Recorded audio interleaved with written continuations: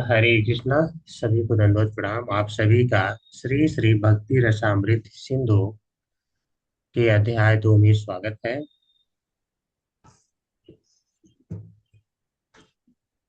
तो ये भक्ति योग का संपूर्ण विज्ञान। तो हम पढ़ रहे हैं पूर्व विभाग, और इसमें द्वितीय लहरी अर्थात साधना भक्ति। तो साधना भक्ति हम पढ़ रहे हैं, उसमें हमने श्लोका नंबर 14 तक पढ़ लिया। अब हम प्रभुपाद जी 1 से 13 श्लोक पे आधारित अध्याय 2 लिखे हैं, उसका अध्ययन करेंगे। तो इसको हम पढ़ चुके हैं संस्कृत में, हमें हिंदी में पढ़ना बाकी है। तो पढ़ेंगे, जहाँ पे डिफिकल्ट पॉइंट होगा वहाँ मैं समझा दूंगा, अन्यथा हम ज्यादा समय ना लेते हुए पढ़ते हुए चलेंगे। आप लोग सारा पढ़ चुके हैं संस्कृत में, ठीक है? तो एक एक करके पढ़ेंगे। हरे कृष्णा रीता माता जी। हरे कृष्ण प्रभु जी। अध्याय 2 भक्ति की प्राथमिक अवस्थाएं। श्रील रूप गोस्वामी ने भक्ति रसामृत सिंधु में भक्ति की 3 कोटियां बतलाई हैं। साधन भक्ति, भाव भक्ति तथा प्रेमा भक्ति।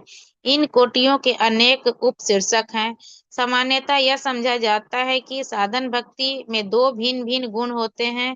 भाव भक्ति में 4 और प्रेमा भक्ति में 6। इन गुणों की विवेचना श्रील रूप गोस्वामी द्वारा बाद में की जाएगी। इस प्रसंग में श्रील रूप गोस्वामी का सुझाव है कि भक्ति या कृष्ण भावनामृत के पात्र को उसकी विशेष रुचि के अनुसार वर्गीकृत किया जा सकता है। वे कहते हैं कि भक्ति मनुष्य के पूर्व जन्म से चली आ रही सतत प्रक्रिया है। जब तक भक्ति से मनुष्य का कोई विगत संबंध नहीं होता, तब तक वह भक्ति ग्रहण नहीं कर सकता। उदाहरणार्थ, मान लीजिए कि मैं इस जन्म में कुछ हद तक भक्ति करता हूँ। यद्यपि यह 100% पूर्णतः नहीं की जा रही हो, किंतु जितनी भी भक्ति मैं करूंगा वह नष्ट नहीं होगी। अगले जन्म में मैं पुनः वहीं से भक्ति प्रारंभ करूंगा, जिस बिंदु पर इस जीवन में मैंने बंद की हो। इस तरह सातत्य सदा बना रहता है। यद्यपि सातत्य न भी रहे, और यदि कोई व्यक्ति संयोग बस शुद्ध भक्त के उपदेश में रुचि दिखाता हो, तो उसे स्वीकार किया जा सकता है और वह भक्ति में आगे बढ़ सकता है।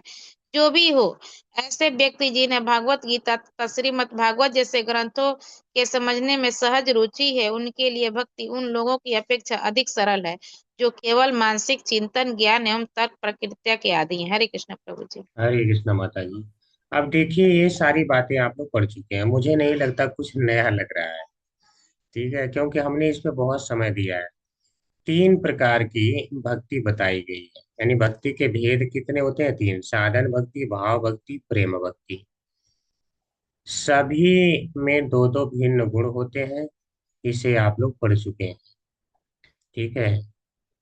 क्या किसी को याद है कि ये क्या गुण की बात कर रहे हैं, जो दो दो गुण होते हैं सभी भक्ति में, तीनों में? किसी को है क्या याद? हरे कृष्ण प्रभु जी। प्रभु जी, कलेश अग्नि शुभदा, इन्हीं लोगों के बारे में प्रभु जी। हाँ, कलेश अग्नि शुभदा, चंद्रानंद विशेषात्मा। और क्लेश अग्नि सुखदाई होते हैं साधन भक्ति की। जी भाव प्रभु। भक्ति के क्या हो जाते हैं? ये तो दोनों रहेंगे। फिर जी इसमें आ जाता है। चंद्रानंद विशेषात्मा। नहीं नहीं, मोक्ष लघुता कृता सुदुर्लभ, ये दोनों ऐड हो जाते हैं। प्रेमा भक्ति में आते हैं तो वो तो चारों रहेंगे।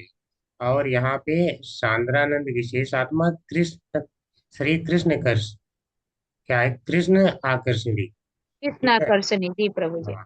कृष्णाकर्षणी। हाँ, तो वो जो है भक्ति हो जाती है। तो ये 6 लक्षण आ जाते हैं। करें, इनकी विवेचना बाद में और की जाएगी। फिर इसके बाद कह रहे हैं विशेष रुचि। भक्तों की रुचि के अनुसार उनका वर्गीकरण किया जाता है कि ये भक्त कैसा है, मतलब किस कोटि का भक्त है, ये उत्तम है, मध्यम है, या निम्न है, कनिष्ठ भक्त है, मतलब वो इसका वर्गीकरण किया जाता है। तो रुचि के बारे में हम लोगों ने पढ़ा था, अगर आप लोगों को याद है।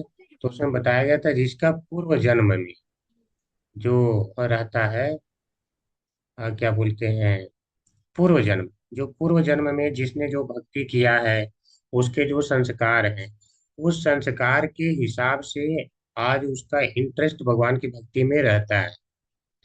ठीक है, तो उसे ही बताया गया था, उसे ही रुचि कहते हैं, जो पूर्व जन्म में उसने सीखा है। दूसरा किसे कहते हैं रुचि? अगर पूर्व जन्म में नहीं सीखा है, इस जन्म में भक्तों का साथ करता है, शुद्ध भक्तों का साथ करता है, तो वह जो है फिर इस संस्कार के कारण वो भक्ति में रुचि जाग जाएगी, और वह जो है आगे बढ़ सकता है। इसी बात को यहाँ पे बताए हैं प्रभुपाद जी। करें वे कहते हैं कि भक्ति मनुष्य के पूर्व जन्म से चली आ रही सतत प्रक्रिया है, कंटिन्यूअस प्रोसेस।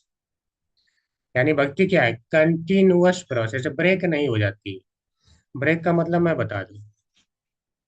जैसे मान लो भौतिक जीवन में आपने कर लिया बीए, या मान लो इंटरमीडिएट कर लिया, इंटरमीडिएट कर लिया, और उसी समय मान लो जो बच्चा किया उसकी किसी कारणवश देह त्याग हो गया। अगला जीवन आएगा तो क्या ऐसा नहीं कहा जा सकता है कि उसको वहीं से फिर प्रमोट किया जाएगा, चलो तुम अब बीए करो, बीएससी करो, आगे बढ़ो, ऐसा नहीं कहा जाएगा। समझ रहे हैं? उसको क्या कहा जाएगा कि आप फिर से शुरू से करो, यानी कंटिन्यूअस प्रोसेस नहीं है भौतिक जगत में। लेकिन भक्ति जहां से आपने छोड़ा है वहीं से ही स्टार्ट होती है। इस बात को करें अगले जीवन में पुनः वहीं से भक्ति प्रारंभ करूंगा जिस बिंदु पर इस जीवन में मैंने बंद की हो। इस तरह सदा सातत्य बना रहता है। सातत्य यानी निरंतरता, कंटिन्यूटी बनी रहती है, वहीं से शुरू होती है, इसमें कोई डाउट नहीं रखना चाहिए। इस बात को भगवान ने गीता में बताया भी है।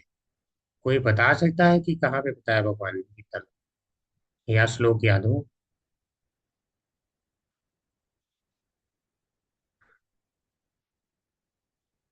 ज्यादा दिन हो गया, याद नहीं आ रहा है ना? कोई बात नहीं, थोड़ा जोर डालिए। भगवान ने कहा, नेहा क्रमा विनाशो अस्ति प्रत्यावायो न विद्यते स्वल्पमपि यस्य धर्मस्य त्रायते महतो भयात्। न इह अविक्रम नाशो अस्ति। ये जो भक्ति का अविक्रम है, क्रम, इसका नाश नहीं होता। प्रत्यावायो न विद्यते, इसका थोड़ा ह्रास भी नहीं होता है, यानी ये कम हो जाएगी ऐसा भी नहीं। पूर्णतः नष्ट नहीं होती है, तो कोई कह सकता है अच्छा अगले जीवन में जाके थोड़ा तो कम हो जाती होगी। कह रहे हैं नहीं, प्रत्यवायो न विद्यते स्वल्पम अपि यस्य धर्म से त्रायते महतो भयात्। यानी महान भय से रक्षा करता है। ठीक है, महान भय से रक्षा करता है। स्वल्पम यानी थोड़ा भी भय किया। महान भय का अर्थ क्या है? सबसे महान भय क्या है? हरे कृष्ण। सबसे महान भय क्या होना चाहिए? जीवन का क्या है? हरे कृष्ण प्रभु जी।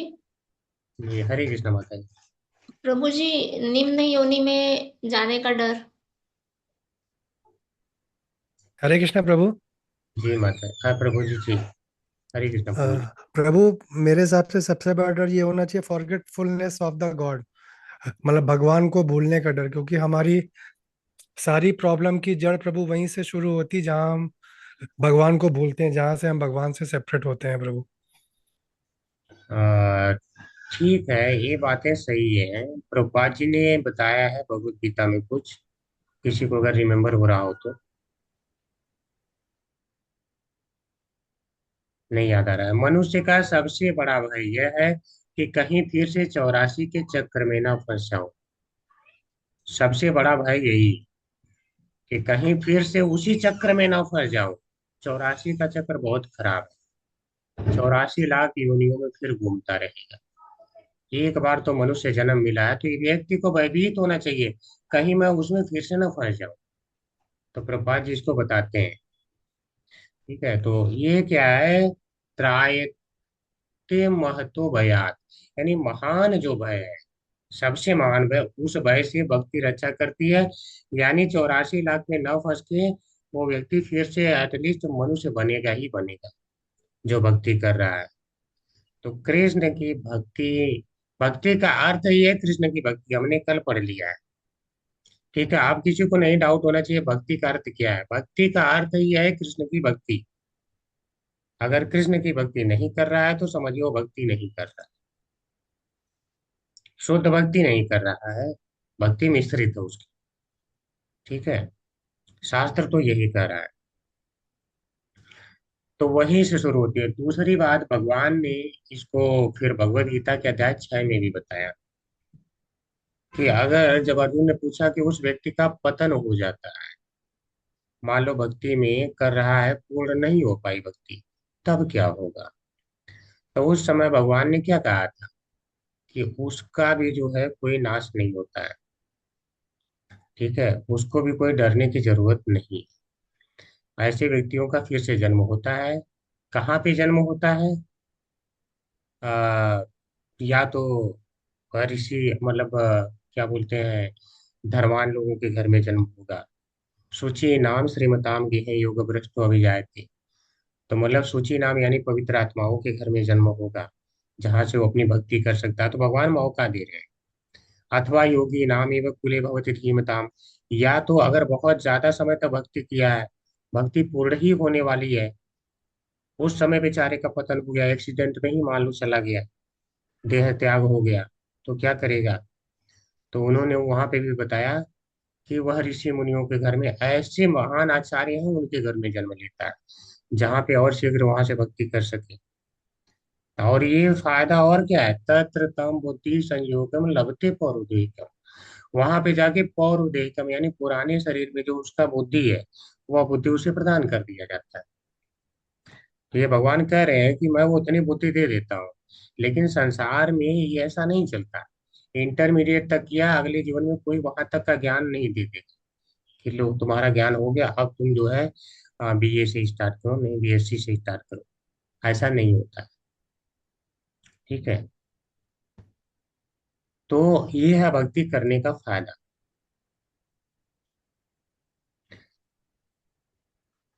और भगवान ने अर्जुन को यहाँ तक कर दिया था कि पार्थ नैवेहनाय मूत्र विनाशस्तस्य विद्यते, न हि कल्याण कृत कश्चित् दुर्गतिं तात गच्छति। पार्थ ही अर्जुन। पार्थ कहने का अर्थ क्या है, पृथा के पुत्र, यानी एक महान जो भक्त है तुम उसके पुत्र हो। तो अब श्रेष्ठ बात सुन। ठीक है, जब भी भगवान को बहुत श्रेष्ठ बात करना है तो पार्थ पार्थ बोले या भारत बोले, भारतवंशी। पार्थ न, यानी न तो यहाँ पे इस जीवन में और न तो परलोक में ही विनाश तस्य विद्यते, उसका कोई विनाश नहीं होता है। ठीक है, क्यों? क्योंकि भक्ति का मार्ग है कल्याण का मार्ग, न ही कल्याण कृत कश्चित। जो भी कल्याण कृत के मार्ग पे चल रहा है, दुर्गति तात गच्छति, उसकी कोई दुर्गति नहीं होती। पशु योनियां तो दुर्गति की है, यह तो आपको भान है ही। पशु योनियां दुर्गति यानी उसकी कोई दुर्गति नहीं होगी, वो मनुष्य का जीवन पाएगा ही। तो मान लो यहाँ पे जितने लोग हैं, एटलीस्ट आप लोग एश्योर हो सकते हैं। मैं ये नहीं कहूंगा कि अब अहंकार में आ जाए, क्या भक्ति कर रहा हूँ अब मैं तो कुछ भी करने के लिए स्वतंत्र हो गया। स्वतंत्र होंगे तो ये अहंकार माना जाएगा। भक्ति का अर्थ है कि शुद्ध होना चाहिए आपका विचार। ठीक है, अहंकार भाव उसमें नहीं आना चाहिए, ये हो जाएगा तामसी स्वभाव। तो अहंकार नहीं करते हैं, केवल कृष्ण की शुद्ध सेवा में लगे हैं। तो भक्ति किसी कारणवश छूट भी गई तो भगवान पूर्ण करा के ले जाएंगे, ये भगवान ने कह दिया। तो इसी बात को यहाँ क्या करें, यद्यपि सातत्य न भी रहे और यदि कोई व्यक्ति संयोगवश शुद्ध भक्ति के उपदेश में रुचि दिखाता हो, तो उसे स्वीकार किया जा सकता है और वह भक्ति में आगे बढ़ सकता है। तो जो पिछले जीवन में वो कार्य नहीं किया होगा, तो इस जीवन में अगर करता है तो भी क्या है, शुद्ध भक्त के संपर्क में आ गया और रुचि दिखाने लगा, उससे थोड़ा संस्कार बन गया, तो ये रुचि कहलाएगा। तो ऐसे व्यक्ति को भक्ति में स्वीकार करके आगे बढ़ाया जा सकता है। ऐसा नहीं कि आप और मैं हैं, हम लोग डायरेक्ट भक्ति में आ गए और ऐसी भक्ति में आ गए जो कि अब कोई हटाना चाहे तो नहीं हटेंगे।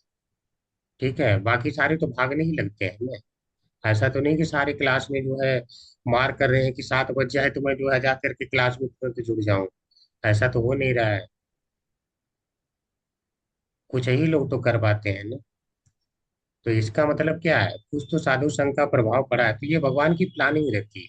और जितना हमने कल क्या पढ़ा था कि केनाप यदि भाग्य, ठीक है, अगर उसका सौभाग्य अच्छा रहता है तो उसे भक्ति में स्वीकार किया जाता है।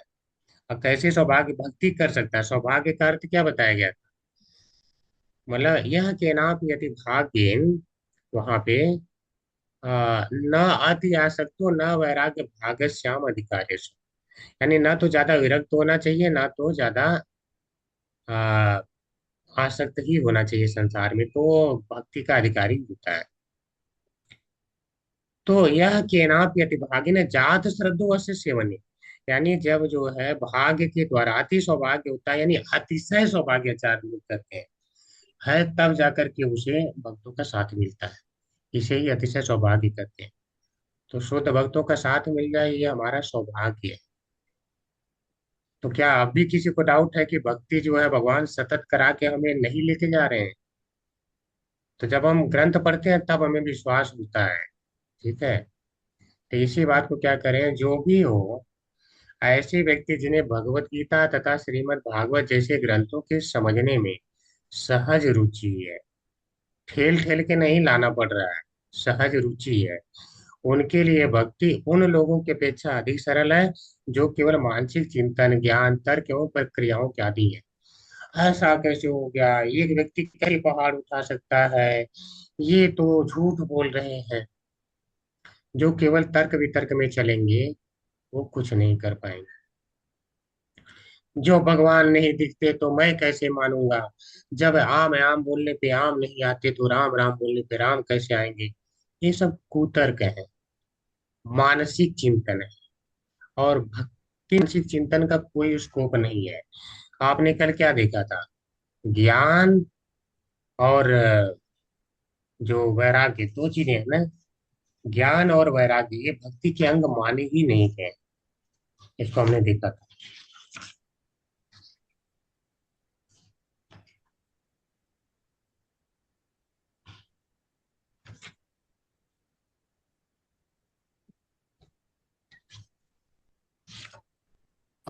आसक्ति और वैराग्य थी ना प्रभु जी की, ज्ञान और वैराग्य थी। हाँ। जी प्रभु जी, ये ज्ञान अगर, और वैराग्य। हाँ, ये भक्ति के अंग नहीं माने गए हैं, ये भी बताया गया था। कोई चाहे कि मैं ज्ञान से प्राप्त कर लूं तो ये संभव नहीं है। ठीक है। एक आया था, कुछ श्लोक आया था, मैं उसको दिखाना चाहता था। इसके संबंधित में भी आया था एक श्लोक, टीका में हमने पढ़ा था नहीं। चलिए ठीक है, कोई बात नहीं। कल पढ़ा था, बस इतना याद रखिए कि आया था एक श्लोक। तो उसमें ऐसा नहीं कि ज्ञान के द्वारा कोई चाहे वैराग्य को, महाप्रभु चैतन्य ने कहा था ना, वही वाला मैं श्लोक दिखाना चाहता था।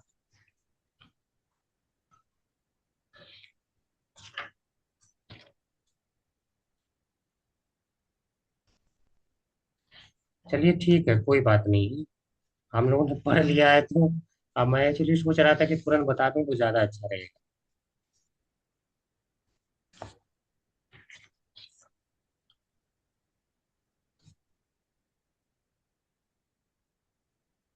हाँ, ज्ञान वैराग्य भक्तिर कबू नहीं अंग, ज्ञान वैराग्य भक्तिर कबू नहीं अंग। तो ज्ञान और वैराग्य से जो चल रहे, ये तो भक्ति के अंग हैं ही नहीं, तो भक्ति के मार्ग पे आपको लेके कैसे जाएंगे, कैसे लेके जाएंगे। मान लो ये मेरा अंग है, यहाँ से आप पकड़ के चल रहे हैं तो मेरे पास तक पहुंच जाएंगे। ठीक है, ये मेरा अंग है और मैं कहीं ऐसे हाथ कर रखा हूँ, मैं नहीं दिख रहा हूँ, हाथ ही दिख रहा हो, तो वो ऐसे पकड़ के चलेगा तो एक पल लगेगा, एक समय लगेगा जो मेरे पास तक वो पहुंच जाएगा। यहाँ करें ज्ञान भक्तिर कभू नहीं अंग, ज्ञान वैराग्य भक्तिर कभू नहीं अंग, यानी ज्ञान और वैराग्य तो भक्ति के अंग है ही नहीं। तो अगर कोई उनको पकड़ के सोचेगा मैं भगवत धाम चला जाऊं, भक्ति प्राप्त कर लूं, तो ये संभव ही नहीं हो सकता। तो प्रभुपाद जी ये समझाना चाहते हैं। ठीक है, आगे हम पढ़ेंगे। हरे कृष्णा वंदना माता जी, पढ़िए माता जी। हरे कृष्ण प्रभु जी। इस कथन की पुष्टि के लिए प्राचीन काल के विद्वानों ने बहुत प्रमाण दिए हैं। उनके सामान्य मत अनुसार कोई भी व्यक्ति अपने तर्कों तथा निर्णयों पर आधारित कतिपय दृढ़ विश्वासों द्वारा शासित हो सकता है। दूसरा व्यक्ति जो उससे भी बड़ा तर्क शास्त्री है, इन निष्कर्षों को काटकर दूसरा सिद्धांत स्थापित कर सकता है। इस तरह तर्क का मार्ग न तो सुरक्षित है न निर्णायक। इसलिए श्रीमद् भागवत की संस्तुति है कि मनुष्य को चाहिए कि वह आचार्यों के पद चिन्हों का अनुसरण करे। श्रील रूप गोस्वामी ने अपनी कृति भक्ति रसामृत सिंधु में भक्ति का सामान्य विवरण दिया है। इसके पूर्व भक्ति की 3 कोटियां बताई जा चुकी हैं: साधन भक्ति, भाव भक्ति तथा प्रेमा भक्ति। अब श्रील रूप गोस्वामी साधन भक्ति का वर्णन करना चाहते हैं। हरे कृष्ण प्रभु जी। ठीक है, यहाँ तक देख लेते हैं। अब देखिए यहाँ पे क्या कहें, प्राचीन विद्वानों ने बहुत सारे प्रमाण दिए कि तर्क के आधार पे भक्ति नहीं की जा सकती है। तो प्राचीन विद्वानों ने, जैसे वहां पे हमने क्या कहा था, एक विद्वान आएगा उससे बड़ा तर्क दे के, मान लो एक ने सिद्ध किया कि भगवान का साकार रूप होता है, दूसरा उससे बड़ा विद्वान आएगा और ऐसे ऐसे तर्क देगा, बोलेगा ईश्वर निराकार है। फिर तीसरा विद्वान आएगा, उसके उस मत का भी खंडन कर देगा, फिर वो बोलेगा फिर जो है ईश्वर साकार है, जैसा कि महाप्रभु चैतन्य खुद किया करते थे। ये हम लोगों ने डिस्कशन करा था पिछले अध्याय में, मतलब इसी में संस्कृत वाले में हमने किया था डिस्कशन। तो इस तरह क्या है, हम अगर कहें तर्क के आधार पर भक्ति कर लेंगे कि मेरा तर्क संतुष्ट हो जाएगा कि कृष्ण ही ईश्वर है तब मैं भक्ति करूंगा, तो आपका तर्क हो सकता है कभी संतुष्ट ही ना हो। इसलिए भक्ति में कहा गया कि भगवान ने कहा यह ज्ञान है। यानी जो शास्त्र का ज्ञान क्या है, यह भगवान के द्वारा जो दिया गया है। तो हमें केवल क्या करना है, उस पे चलना है। एक बार भगवान ने दे दिया तो उसके अनुसार ही हमें काम करना है, उसके अनुसार भक्ति करना है। अपना हमें दिमाग लगाने की आवश्यकता नहीं है। ठीक है, धर्मम तो साक्षात भगवत प्रणीतम इसीलिए कहा गया, शास्त्र यही कह रहा है, यानी कि साक्षात भगवान के द्वारा कहा गया। तो आप देखिए, भगवान की बात बतानी है तो भगवान ही बताएंगे। अब कुछ लोगों का यहाँ मत रहता है कि देखो आप लोग ने शास्त्र में जो ये कहा जाता है ये कमी है, तो आप लोग उसको चेंज नहीं करते, इसलिए हम आपकी बात सुनना नहीं चाहते। विज्ञान अपनी गलती मानता है, वो कहीं कुछ गलत होता है तो चेंज कर लेता है। आप लोग शास्त्र में कुछ परिवर्तन नहीं कर रहे हैं, इसीलिए हम आपकी बात नहीं सुनना चाहते। ये बताइए, शास्त्र में परिवर्तन करने वाले हम कौन होते हैं? जब वो भगवान कह रहे हैं तो उसमें फिर हम नियम कैसे बना देंगे? वो भगवान के यहाँ तक पहुंचने के लिए शास्त्र है, वो नियम भगवान ने बताया, तो हम कैसे परिवर्तित कर देंगे? अगर मैं मान लो ये कहूँ कि ट्रैफिक रूल्स बनाने, ठीक है, और कोई व्यक्ति जो है बहुत बड़ा कुक है, मैं उससे कहूँ अब चलो तुम ट्रैफिक रूल बनाओ, वो चाहे कितना भी बड़ा कुक हो, कितना भी अच्छा कुक हो, क्या वो ट्रैफिक रूल बना देगा? या चलो बहुत बड़ा आईपीएस अधिकारी है, उसको मैं बोलूँ अब तुम चलो ट्रैफिक रूल बनाओ। ट्रैफिक रूल्स बनाने के लिए सरकार की जो कमेटी है जिसमें आईएएस बैठे हैं, वो बनाएंगे ना, उसका अलग विभाग है, इनका अलग विभाग है। अब मनुष्य का शास्त्र में कोई अपना विभाग है ही नहीं। मनुष्य ने तो शास्त्र लिखे नहीं है कि परिवर्तित कर दें, मनुष्य में तो हमेशा कमी रहती है। शास्त्र भगवान के द्वारा कहे गए हैं तो उसमें कोई कमी नहीं है। हाँ, हमें हो सकता है कुछ बात समझ में नहीं आ रही, नहीं समझ में आ रही, अपने सीनियर भक्तों से पूछिए। उनको नहीं समझ में आ रही, वो अपने सीनियर भक्त से पूछें, ये उपाय होगा। लेकिन शास्त्र में नहीं चलता है कि मैं अपने हिसाब से तर्क वितर्क कर लूं और उसको मैं सही मान लूं। ऐसा बाहर से तर्क नहीं चलता, मानसिक तर्क नहीं चलता। मानसिक तर्क का मार्ग प्रभुपाद जी कह रहे हैं ना, सुरक्षित नहीं है। और इसको हमने पढ़ा था, किसी को याद है ये जो है किसकी टीका से लिया गया है? किसकी टीका से लिया गया है प्राचीन विद्वान में? नहीं याद है? सुरेश्वराचार्य, जो किसके अनुयायी थे? शंकराचार्य जी के, ठीक है, उन्हीं की टीका से। तर्क तर्कात अप्रतिष्ठानात, यानी तर्क की कोई प्रतिष्ठा नहीं होती है। ये जो ब्रह्म सूत्र है उसी की व्याख्या करते समय उन्होंने दिया था इसे। तो तर्क से करने की कोई जरूरत नहीं है भक्ति।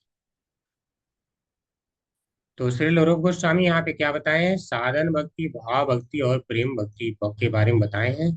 अब इसका वर्णन यहाँ पे किया जाएगा। अब साधन भक्ति के बारे में बता रहे हैं, साधन क्या है या साधन भक्ति क्या है, तो उसे हम पढ़ेंगे। हरे कृष्णा नारायणी माता जी। हरे कृष्ण। साधन का अर्थ है अपनी इंद्रियों को किसी विशेष प्रकार के कार्य में लगाना। अतः साधन भक्ति का अर्थ हुआ अपनी विभिन्न इंद्रियों को कृष्ण की सेवा में लगाना। इनमें से कुछ इंद्रियां तो ज्ञान अर्जन के लिए होती है और कुछ सोचने, अनुभव करने तथा इच्छा करने के निष्कर्षों को संपादित करने के निमित्त होती है। अतः साधन का अर्थ मन तथा इंद्रियों को व्यवहारिक भक्ति में लगाना है। यह साधन किसी कृत्रिमता को विकसित करने के लिए नहीं होता। उदाहरण, एक शिशु चलने का अभ्यास करता है, यह चलना अस्वाभाविक यानी कृत्रिम नहीं होता। शिशु में चलने की क्षमता मूलतः रहती है, केवल थोड़े से अभ्यास से वह अच्छी तरह चलने लगता है। इसी तरह परमेश्वर की भक्ति प्रत्येक जीव को प्राकृतिक प्रवृत्ति है। यहाँ तक कि आदिवासी जैसे असभ्य लोग भी प्रकृति के नियम द्वारा प्रदर्शित किसी अद्भुत घटना को नमस्कार करते हैं और इसकी प्रशंसा करते हैं कि हर अद्भुत दृश्य या घटना के पीछे कोई न कोई परम शक्ति होती है। अतः यह चेतना भले ही भौतिकताग्रस्त लोगों में सुप्त क्यों न पड़ी हो, किंतु यह हर जीव में पाई जाती है और जब यही शुद्ध हो जाती है तो कृष्ण भावनामृत कहलाती है। हरे हरि कृष्ण। बोल, हरि बोल। अब देखिए साधन भक्ति का क्या अर्थ है। इंद्रियों के माध्यम से जो भगवान की सेवा की जाती है वही साधन भक्ति। और साधन भक्ति का उद्देश्य हमने देखा था कि भाव भक्ति को प्राप्त करना है। तो भाव भक्ति कृत्रिम नहीं है, आपके अंदर है। साधन भक्ति के द्वारा वह प्रकाशित हो जाता है। इसीलिए यहाँ पे क्या कर रहे हैं, यह साधन भक्ति किसी कृत्रिमता को विकसित करने के लिए नहीं होता। यानी जो भाव भक्ति के आपके अंदर है वही आपके अंदर प्रकट हो जाती है, अब दिखने लगती है। ये है। जैसे एक उदाहरण ले रहे हैं बच्चे का। तो लोग कहते हैं कि बच्चे को किसने चलना सिखाया, तो बोलते हैं अरे इसके पापा ने सिखाया। अरे इस वाले बच्चे को किसने सिखाया, इसकी मम्मी ने सिखाया। तो प्रभुपाद जी कहते हैं अगर मान लो कोई नहीं सिखाया तो क्या बच्चा चलेगा ही नहीं, तब भी बच्चा चलेगा। क्यों? क्योंकि बच्चे के अंदर चलने की क्षमता पहले से है। वो पहले से है ही, वो चलेगा ही, बच्चा चलेगा। आप मत सिखाओ तो भी चलेगा। आहार निद्रा भय मैथुन किसी को सिखाना पड़ता है? सब तो आता ही है ना, कहाँ सिखाना पड़ता है। नहीं सिखाओ तो भी वो खाएगा। पशु को कौन जाता है सिखाने, फिर भी खा ही लेता है। जंगल में है पशु, खा लेता है। निद्रा लेना है कोई सिखाता है? ये सब सारी चीजें इनबिल्ट है। तो इसी तरह से आपके अंदर भाव भक्ति है। आप भाव भक्ति यानी कृष्ण के आप नित्य सेवक हैं, आप कर रहे थे सेवा। बस किसी कारण बस आज यहाँ पड़े हैं तो बस आपने अपना संबंध भूल गए। उस संबंध को जागृत करना है, यही है कहने का भाव। ऐसा नहीं कि कृत्रिम चीज को जागृत कर रहे हैं, कृत्रिम नहीं है वो, पहले से है ही, बनावटी नहीं है। तो बात आती है, कोई कहेगा कि ठीक है मैं भक्ति ही क्यों करूं। तो यहाँ प्रभुपाद जी कह रहे हैं कि देखिए, चमत्कार को तो सारे नमस्कार करते हैं। यहाँ तक कि आदिवासी भी है, उसको भी इतना ज्ञान है कि कोई घटना हो रही है तो उसके पीछे कोई ना कोई व्यक्ति है, तो वो लोग उसको भगवान मान के पूजा करते हैं। तो फिर इतना पढ़ने लिखने के बाद व्यक्ति क्यों नहीं ये समझ पा रहा है कि इतना सब कुछ जो हमें दिया है किसी, वो तो ईश्वर है, तो हमें उसकी सेवा करनी चाहिए। अगर वो हमसे नहीं पूछ रहा है कि तुम्हें इसकी आवश्यकता है, फिर भी एक एक चीज का ध्यान रखा है। इस प्रकृति में भगवान ने कोई कमी नहीं छोड़ा है। कोई ये नहीं कह सकता कि नहीं भगवान ने कोई कमी छोड़ दिया है। ठीक है। और अब तो जो है थोड़ा हमें देखो अलग से करना पड़ा, हम उनको लाना पड़ा है इस संसार में कोई नई चीज। ऐसा नहीं है। भगवान ने इतनी चीजें दी हैं कि उन्हीं को जोड़ तोड़ के आप कुछ भी कर सकते हो। ओम पूर्णस्य पूर्णमादाय पूर्णमेव अवशिष्यते बोला गया है ना। ठीक है। ओम पूर्णमदः कैसे है ओम पूर्णमदः? काफी दिन हो गया है कि काफी दिन हो जाता है तो भूलने लगता है। हरे कृष्ण प्रभु जी। हरे कृष्णा जी प्रभु जी। प्रभु जी, ओम पूर्णमद पूर्णमिदम पूर्णात पूर्णमुदच्यते पूर्णस्य पूर्णमादाय पूर्णम एव अविश्यसे। जी जी। हाँ बिल्कुल। तो क्या करें, ओम पूर्णम अधः पूर्णम इदम। अधः यानी वे भगवान कृष्ण पूर्ण है। अब पूर्णम इदम, यह जो उनसे सृष्टि पैदा हुई ये भी पूर्ण है। ठीक है। क्यों? क्योंकि पूर्णम जो है, पूर्ण से पूर्णम आदाय, पूर्ण से अगर पूर्ण को निकाल लिया जाए तो पूर्ण ही बचता है। पूर्ण यानी अनंत कह सकते हैं। तो जब भगवान पूर्ण है तो उनसे निकलने वाली ये सृष्टि भी पूर्ण है। सृष्टि क्या है? पूर्ण है। इसमें कोई कमी है ही नहीं। आपको या तो कोई ये कहे कि मैंने कुछ नया सामान पैदा कर दिया इस संसार में, यानी इस संसार का कोई मैंने मटेरियल नहीं यूज किया, मैंने खुद पैदा कर दिया है।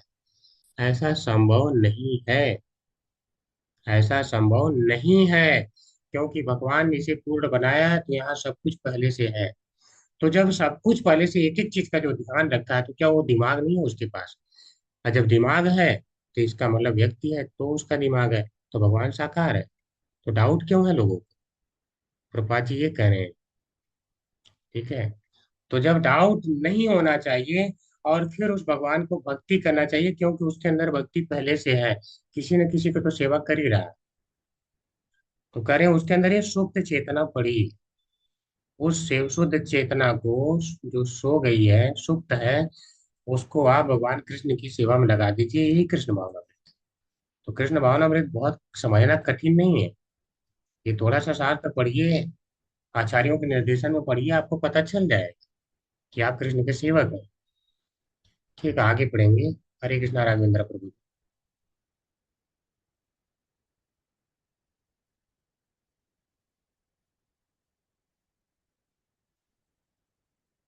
जी प्रभु जी पढ़ सकते हैं, राघवेंद्र प्रभु जी। हरे कृष्ण प्रभु। प्रभु मैं मोबाइल पे हूँ आज। अच्छा अच्छा कोशिश कर अच्छा। रहा हूँ पढ़ने की। नहीं रहने दी, कोई बात आ, नहीं, किसी और से पढ़ा मैं लेते हैं। पढ़ूं प्रभु जी? नहीं प्रभु, मैं कोशिश पढ़ूं? करता हूँ। अपनी अच्छा इंद्रियों पढ़ेंगे। तथा मन को किसी कार्य में लगाने के लिए कुछ निर्धारित निश्चित विधियां हैं जिनसे प्रेम प्रेममय कृष्ण के प्रति हमारी सुप्त चेतना उसी प्रकार जागृत हो उठती है जिस तरह एक शिशु थोड़े से अभ्यास से चलने लगता है। जिसमें मूलभूत चलने की क्षमता नहीं होगी वह अभ्यास से नहीं चल सकता। इसी प्रकार मात्र अभ्यास से अर्थात साधन से कृष्ण भावना मत को जागृत नहीं किया जा सकता। वस्तुतः ऐसा कोई साधन है ही नहीं जब हम अपनी अंतर क्षमता का विकास भक्ति के लिए करना चाहते हैं। तो कुछ ऐसी विधियां हैं जिन्हें स्वीकार करने एवं संपन्न करने से वह सुप्त क्षमता जागृत हो उठती है। ऐसा अभ्यास साधन भक्ति कहलाता है। हरि बोल हरि बोल। प्रत- जी प्रभु जी समझते हैं आप। तो क्या कह रहे हैं, जो हमारे मन है और इंद्रियां हैं, इनको भगवान में लगाने के लिए कुछ निर्धारित विधियां बताई गई। वही विधियां क्या है? साधन। जब हम उनका प्रयोग करते हैं तो हमारे अंदर जो कृष्ण प्रेम की सुप्त चेतना है, वो जो सोई हुई है, वह जागृत हो जाती है। ऐसा नहीं कि वो चेतना है ही नहीं, हमारे अंदर है, बस सुप्त अवस्था में है। तो ये साधन उसे जागृत कर देते हैं। जैसे बता रहे हैं कि एक बच्चा चलने लगता है क्योंकि उसके अंदर क्षमता है। अगर क्षमता ही ना हो, भगवान ने अंदर से उसे मान लो खोखला बना दिया, हड्डी नहीं दिया है, ऐसे बच्चे होते हैं, या बचपन से ऐसा लंगड़ा बना के पैदा किया है, तो क्या वो तब भी चलने लगेगा? कितना भी अभ्यास करा लो चल ही नहीं सकता। तो उसके अंदर वो क्षमता है इसलिए चल रहा है। तो इसी तरह हमारे अंदर कृष्ण के प्रति जो सुप्त प्रेम है वो है। तो ये जो विधियां बताई गई हैं, जब उन्हें कोई स्वीकार करता है तो यही सुप्त प्रेम जागृत हो जाता है। ठीक है। तो ऐसे जो साधन है जो हमारे सुप्त प्रेम को जागृत करते हैं, यही साधन भक्ति। ये है, बहुत सुंदर बताया प्रभुपाद जी ने। ये बहुत सुंदर। आगे बढ़ते हैं। ये हरे कृष्णा सीमा माता जी पढ़िए।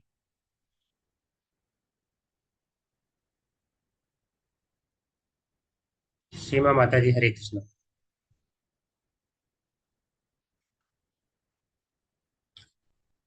ठीक है, ये वाला पैरा मैं पढ़ देता हूँ। प्रत्येक जीव है भौतिक शक्ति। म्यूट नहीं हो पा रही, अनम्यूट नहीं हो पा रही थी। हरे कृष्णा प्रभु जी। जी जी, पढ़िए। पढ़ती हूँ। हरे कृष्णा। प्रत्येक जीव भौतिक शक्ति माया के वशीभूत होकर उन्मत्तता की असामान्य स्थिति में जकड़ा रहता है। श्रीमद् भागवत में कहा गया है, सामान्यतः बद्ध जीव उन्मत्त होता है क्योंकि वह सदैव ऐसे कार्यों में लगा रहता है जो बंधन तथा दुख के कारण है। आत्मा अपने मूल स्वरूप में सच्चिदानंद स्वरूप है। भौतिक कार्यों में फंसने के कारण ही वह दुखी, नश्वर तथा अज्ञानी बन गया है। यह विकर्म के कारण है। विकर्म का अर्थ है न किए जाने वाले कर्म, कार्य।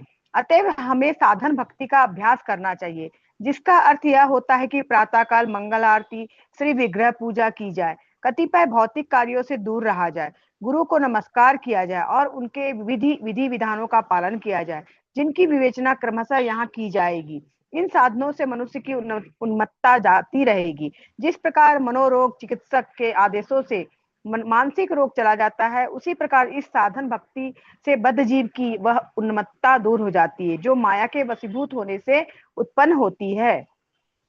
आगे पढ़ो प्रभु जी। ये हरे कृष्णा समझ लेते हैं, फिर आगे बढ़ते हैं। जी। तो क्या कर रहे हैं? प्रत्येक जीव, एक की बात नहीं कर रहे हैं, सारे जीव क्या है? माया के वशीभूत होकर उन्मत्तता की असामान्य स्थिति में जकड़ा रहता है।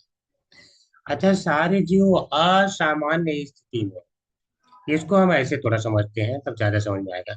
मान लो एक पागल खाना हो, वो पागल खाने में कोई सामान्य तो है नहीं, सारे जो उन्मत्त है सारे पागल ही रहते हैं वहां पे। वो आप बताइए, एक पागल दूसरे को क्या समझा सकता है? क्या वो उसकी काउंसलिंग कर सकता है कि वो ठीक हो जाएगा अगला? जब सारे उन्मत्त ही हैं तो कैसे ठीक हो सकते हैं? तो ये संसार में प्रत्येक जीव माया के वशीभूत है, माया ने उसे जकड़ रखा है। तो वो अब दूसरे को कैसे माया से छुड़ा सकता है? ठीक है। किसी को कहा गया है भागवतम में, क्या क्या सर्पग्रस्तो यथा परम। जैसे किसी को सर्प ने निगल लिया हो, अजगर सर्प ने, ठीक है, तो वो दूसरे को कैसे छुड़ाएगा? काल कर्म गुणाधीनो, यानी काल और कर्म के सारे गुण, यह तीनों की इसी प्रकार से व्यक्ति अधीन है। तो काल कर्म गुण, यानी इस भौतिक संसार में इनके द्वारा व्यक्ति जकड़ा गया है। तो कोई इन तीनों से फ्री नहीं है। काल का प्रभाव सबके ऊपर है। ये समय आएगा सारे वृद्ध होंगे, सारे परेशान होंगे, काल के वशीभूत आके बीमार पड़ेगा, काल के वशीभूत आके कुछ एंजॉय करेगा। गुण के वशीभूत है सारे व्यक्ति, उसी के अनुसार कार्य कर रहे हैं। और कर्म, कर्म जैसा उन्होंने पिछला किया है उसके अनुसार फल पानी को बाध्य है। तो फिर जब अपने ही आदमी बस है तो दूसरे को कैसे छुड़ाएगा, जब खुद भी बस है तो यानी वो सामान्य स्थिति में है नहीं। तो सामान्य स्थिति में कौन है? केवल हमारे आचार्य। और सामान्य स्थिति में रहना ही सच्चिदानंद स्वरूप में स्थित होना है। तो व्यक्ति क्या है? जब तक बंधन में है तब तक सच्चिदानंद स्वरूप, यानी आत्मा अपने मूल रूप में सच्चिदानंद स्वरूप है, तो उसको प्राप्त नहीं कर पाता है। और इसी कारण क्या करें, भौतिक कार्यों में फंसने के कारण ही वह दुखी, नश्वर तथा अज्ञानी बन गया है। यानी अविद्या ने घेर रखा है, तो पाप करता है, दुख पाता है, और बार बार नश्वर शरीर की प्राप्ति करता है। यही तो है। तो यह विकर्म के कारण है। विकर्म ही तो पाप कहलाते हैं। यानी शास्त्र में जो मना किया गया वो उन्हीं को कर रहा है। यानी विकर्म का अर्थ है न किए जाने वाले कार्य, जो मना है वही कर रहा है। तो व्यक्ति तो बार बार दुख पाएगा ही पाएगा। तो इसीलिए करें, साधन भक्ति का अभ्यास करना है। शास्त्र में साधन बताए गए, जैसे साधन में करें, मंगल आरती करिए, भौतिक कार्यों से दूर रहिए, गुरु को नमस्कार करिए, अन्य विधि विधान जो गुरु बताते हैं, आगे और भी बहुत सारे आएंगे। ठीक है। 64 जो अंग हैं उनकी विवेचना की जाएगी, जिनके द्वारा आपकी जो है भक्ति बढ़ सकती है। तो वो आगे सारी न किए जाएगी विस्तार से। तो कह रहे हैं, इन साधनों से मनुष्य की उन्मत्तता जाती रहे। अब उन्मत्तता का अर्थ क्या है? देखिए, मैं शरीर हूँ और शरीर के हिसाब से व्यक्ति ये मान के उसमें अकड़ा रहता है, अहंकार ग्रस्त रहता है। अभी देखिए पहले से ज्यादा क्षमाशीलता हो गई होगी, पहले से ज्यादा जो है बर्दाश्त करने की क्षमता हो गई होगी।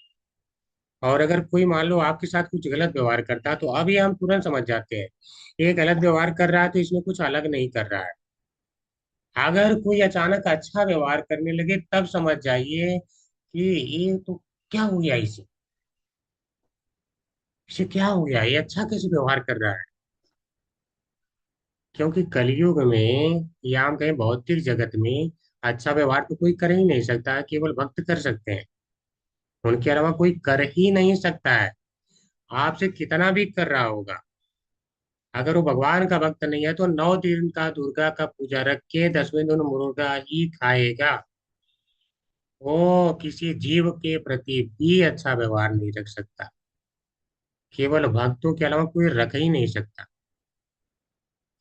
अन्य अन्य जो धर्म है, तथाकथित धर्म है, वहां पे भी यही करते हैं। महीनों महीनों बोलेंगे मैं ये हूँ तो वो हूँ, उसके बाद जा करके फिर भैंसा खा लेंगे, गाय काट के खा लेंगे, यही सब करेंगे। क्या है, भक्ति है? बिना भक्ति के क्या गुण आ जाएंगे? किसी को सम्मान करने की भावना आ जाएगी? आ ही नहीं सकती। केवल भक्ति है, वो भी आचार्यों के निर्देशन में। ठीक है, आचार्य कौन हो सकता है इसकी पहचान भी आगे बताई गई। गुरु किसको बनाए, किसकी बात सुने, किसकी हम सुने ही नहीं, सारी बातें बताई गई। गुरु की पहचान करना बताया गया है।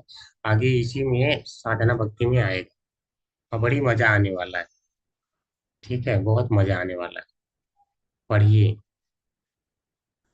जिस प्रकार मनोरोग चिकित्सक के हरे आदेश। कृष्ण प्रभु। अर्चना जी, माता जी। जी माते। तो नारद मुनि ने श्रीमद् भागवत में 7.1.32 इस साधन भक्ति का उल्लेख किया है। वे युधिष्ठिर महाराज से कहते हैं, हे राजन, मनुष्य को किसी न किसी साधन द्वारा अपने मन को कृष्ण पर स्थिर करना होता है। यही कृष्ण भावनामृत कहलाता है। आचार्य अर्थात गुरु का कर्तव्य है कि वह अपने शिष्य के लिए ऐसे साधन ढूंढे जिससे शिष्य अपने मन को कृष्ण पर स्थिर कर सके। यही साधन भक्ति की शुरुआत है। श्री चैतन्य महाप्रभु ने पढ़िए पढ़िए। श्री चैतन्य महाप्रभु ने अपने हमें इस प्रयोजन हेतु एक प्रमाणिक कार्यक्रम प्रदान किया है, जो हरे कृष्ण महामंत्र के कीर्तन पर केंद्रित है। इस कीर्तन में इतनी शक्ति होती है कि मनुष्य तुरंत कृष्ण से जा मिलता है। यही साधन भक्ति की शुरुआत है। मनुष्य को येन केन प्रकारेण अपना मन कृष्ण पर स्थित करना है। परम संत अम्बरीश महाराज ने योग्य राजा होते हुए भी अपना मन कृष्ण पर स्थिर किया। इसी प्रकार जो कोई भी इस तरह से अपने मन को स्थिर करने का प्रयास करता है, वह अपनी मूल कृष्ण चेतना को सफलतापूर्वक जागृत करने में तेजी से प्रगति करेगा। हरि बोल। हरे कृष्ण माता जी। तो यहाँ पे क्या कह रहे हैं, जैसे मान लो कोई मनोचिकित्सक है, उसके पास कोई मानसिक रोगी जाता है, तो वह कुछ विधियां ही तो बताता है, साधन बताता है कि आप इनका प्रयोग करो और ये छोटी सी दवा लेते रहो और आप ठीक हो जाएंगे। तो धीरे धीरे वो मनोरोग उसका चला जाता है। तो यहाँ पे क्या है, जब व्यक्ति साधन करेगा तब धीरे धीरे उसकी उन्मत्तता दूर होगी और वो भगवान की भक्ति में अग्रसर होगा। यानी माया से धीरे धीरे वो छूटेगा, जैसे जैसे वैसे वैसे उसकी भक्ति तीव्र होती चली जाए। लेकिन जब साधन ही अगर वो स्वीकार न करे तो, और यही स्थिति लोगों की है, इस संसार में यही स्थिति लोगों की है। लोग साधन स्वीकार ही नहीं कर रहे हैं और लोग कह रहे हैं मैं अपने हिसाब से करूं। क्या शास्त्र कहीं कह रहा है कि आप अपने हिसाब से भक्ति कर सकते हैं? तो फिर आप अपने हिसाब से डॉक्टर बने जाइए, कॉलेज में क्यों जाते हैं? डॉक्टर बन जाइए। आप वकील भी बन जाइए अपने हिसाब से, कॉलेज में क्यों जाते हैं उसकी पढ़ाई करने? आप इंजीनियर बन जाइए अपने हिसाब से, क्यों जाते हैं कॉलेज में पढ़ाई करने? तो इसका भी कॉलेज है, इसके संप्रदाय है। तो उस संप्रदाय में बिना शिक्षा के आप कैसे भक्त बन सकते हैं? बिना शिक्षा के ये कैसे भक्त बन सकते हैं? अगर डॉक्टर नहीं बन सकते, पायलट नहीं बन सकते, वकील नहीं बन सकते, तो भक्त कैसे बन सकते हैं? तो भक्ति की शिक्षा अनिवार्य है, भक्ति के स्कूल में तो जाना ही होगा। तो उन्मत्तता ऐसे दूर नहीं हो सकती। तो इसको जो भंगी क्रम से नारद जी ने बताया था साधन भक्ति करने के लिए, क्या कहा था, इन किन प्रकारेण मनः कृष्णे निवेशित। ठीक है, या तस्मात् केनापि उपायेन मनः कृष्णे निवेशित, यानी किसी भी प्रकार से मन को कृष्ण में लगाइए, चाहे जैसे लगाइए, लेकिन लगाना है। तो जैसे लगाना का अर्थ हमने क्या देखा था, ऐसा नहीं कि शास्त्र के विरुद्ध जाके लगाना। जैसे लगाना है कि उसका अर्थ यह है कि जो शास्त्र में बताया गया उसी में से किसी एक साधन का प्रयोग करके लगाना है। और इसीलिए हमें महामंत्र के रूप में महाप्रभु चैतन्य ने दिया, जिसके द्वारा हम अपने मन को कृष्ण में केंद्रित कर सकते हैं। और क्या करें हैं, इस कीर्तन में इतनी शक्ति है, होती है कि मनुष्य तुरंत कृष्ण से जा मिलता है। यही साधन भक्ति की शुरुआत है, तुरंत जा मिलता है। आप कह रहे हैं तुरंत जा मिलता है, तो आप कहेंगे अभी तो हम लोग नहीं मिले। आप मिल चुके हैं। आपने अब चूंकि कृष्ण की भक्ति कर लिया है, तो आप बिल्कुल जाने के लिए एलिजिबल हो गए हैं। अब आप चाहे कुछ भी करो, भगवान आपको उठा के ले जाएंगे अपने धाम। वो किसी प्रकार ले जाएंगे, वो किसी प्रकार करके आपको नियोजित करेंगे भक्ति में और लेके ही जाएंगे। आप भागना भी चाहेंगे तो आपका मन वहां नहीं लगने देंगे, वो खींच करके लाएंगे। यहाँ इस भक्ति में शुरुआत होता है, अंत इसका जो है कृष्ण करते हैं। ठीक है, अंत आपको नहीं करना पड़ता है। तो आप ये भूल जाइए कि यहाँ से कोई जो है जाता है वापस। यहाँ लोग बस आते ही आते हैं। तो एक बार आए हैं तो आप मिलेंगे ही मिलेंगे। तो क्या यह तुरंत नहीं है, हो सकता है 4 जन्म लग जाए। तो कौन सा बहुत ज्यादा हो, और भी आपके ऊपर है। अजामिल उसी जन्म में पा गया, उसके जैसे दुष्ट तो आप नहीं है। मृगारी को उसी जन्म में प्राप्त हुई, उसके जैसे तो आप दुष्ट नहीं है। पोतना जैसे तो दुष्ट नहीं है, जहाँ जिसको भगवान ने माता की गति प्रदान कर दिया, भगवान को जहर पिलाने जा रही है, लेकिन स्मरण कृष्ण का है। गजब है? स्मरण कृष्ण का है। समझ रहे हैं, कितनी बड़ी बात है। इसीलिए भगवान को क्या बोला गया, हतारी गतिदायक। हत यानी मारने वाला, हरि यानी शत्रु, गतिदायक। शत्रु को भी मारते हैं तो उसको भी ऐसी गति देते हैं कि अपना धाम। ये है कृष्ण की विशेषता। ठीक है, इसीलिए भगवान को विदु कहा गया। ऐसा नहीं कि जो है चंद्रमा की बात हो रही है, चंद्रमा की नहीं हो रही है, कृष्ण की बात हो रही है। श्रील रूप गोस्वामी कृष्ण को प्रणाम कर रहे हैं। ठीक है। लेकिन हरे कृष्ण प्रभु जी, ऐसा है कि हम जब मन को भगवान में स्थिर करेंगे तो भगवत हम जा सकते हैं, लेकिन हम भक्ति भी कर रहे हैं, भगवान में मन स्थिर नहीं है, तब नहीं होगी। आप चिंता मत करिए, वो स्थिर भगवान कर लेंगे आपका मन। हाँ, वो उसके तो है, मैं देखती हूँ नहीं होती है, क्योंकि मेरा साथ हो रहा है कि अगर मैं ज्यादा किसी से बात करती हूँ तो मेरे भीतर से अंदर से मैंने होता है कि जब कभी फोन काट दे, मतलब ज्यादा किसी से अब बात करने का मन नहीं होता है, या देखिए, जो भी वहां पर मतलब कोई ना कोई प्रॉब्लम आ जाती है, तब मैं गेस करती हूँ कि मैं सही नहीं थी, भगवान ने मेरे लिए कर रहे थे, मुझे पता नहीं चला। बात यह है कि इसीलिए यहाँ कहा गया साधन भक्ति के प्रोसेस में आना है, तब भगवान कृष्ण जो है बाकी करते हैं। जो प्रोसेस में नहीं आएगा उसके लिए नहीं करते हैं। जो नौकरी के लिए फॉर्म अप्लाई करता है, जाके वहां पे एग्जाम देता है, सरकार उसी को कंसीडर करके नौकरी में लेती है।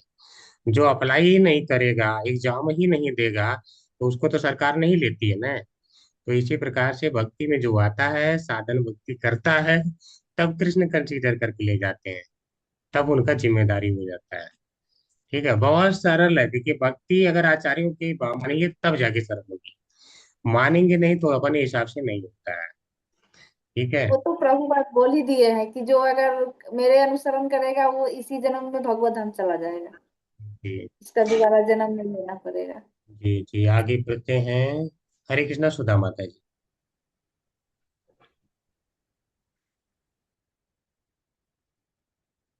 हरे कृष्णा सुधा माता जी। ठीक है, हरे कृष्णा सतीश प्रभु जी। हरे कृष्ण प्रभु जी। इस साधना भक्ति के भी दो भाग किए जा सकते हैं। पहला भाग विधि विधानों के अनुसार भक्ति है।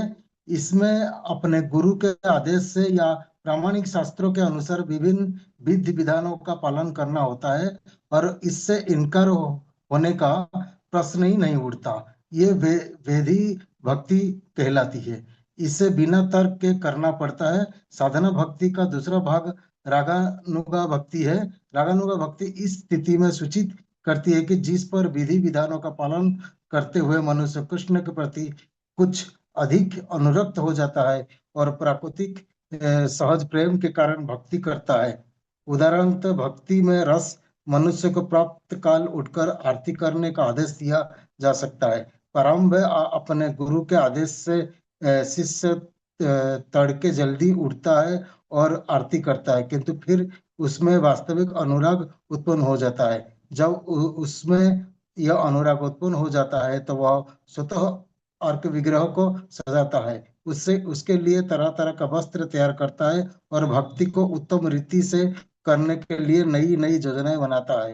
यद्यपि यह भक्ति साधना भक्ति का अंतर्गत आती है, किंतु यह प्रेममयी सेवा की भेंट स्वतःस्फूर्त होती है। यह इस तरह साधना भक्ति दो भागों में विभक्त की जा सकती है, विधि तथा रागानुगा। हरे हरे कृष्णा। कृष्णा हरे कृष्णा।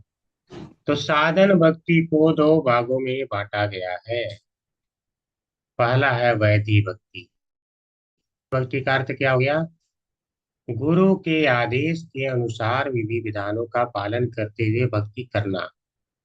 और गुरु कौन है? जो प्रामाणिक शास्त्रों के अनुसार ही बताए। हम लोग जैसे नारद पंचरात्र के हिसाब से चलते हैं, तो उसके अनुसार बता रहा है कि वो इस्कॉन का है, अन्यथा उसको इस्कॉन का मत मानिए। हो सकता है इस्कॉन के ड्रेस में दिख रहा हो, लेकिन अगर वो नारद पंचरात्र के हिसाब से नहीं बता रहा है, हमारे पूर्ववर्ती आचार्यों के हिसाब से नहीं बता रहा है, तो पक्का वो ठग है। ठीक है।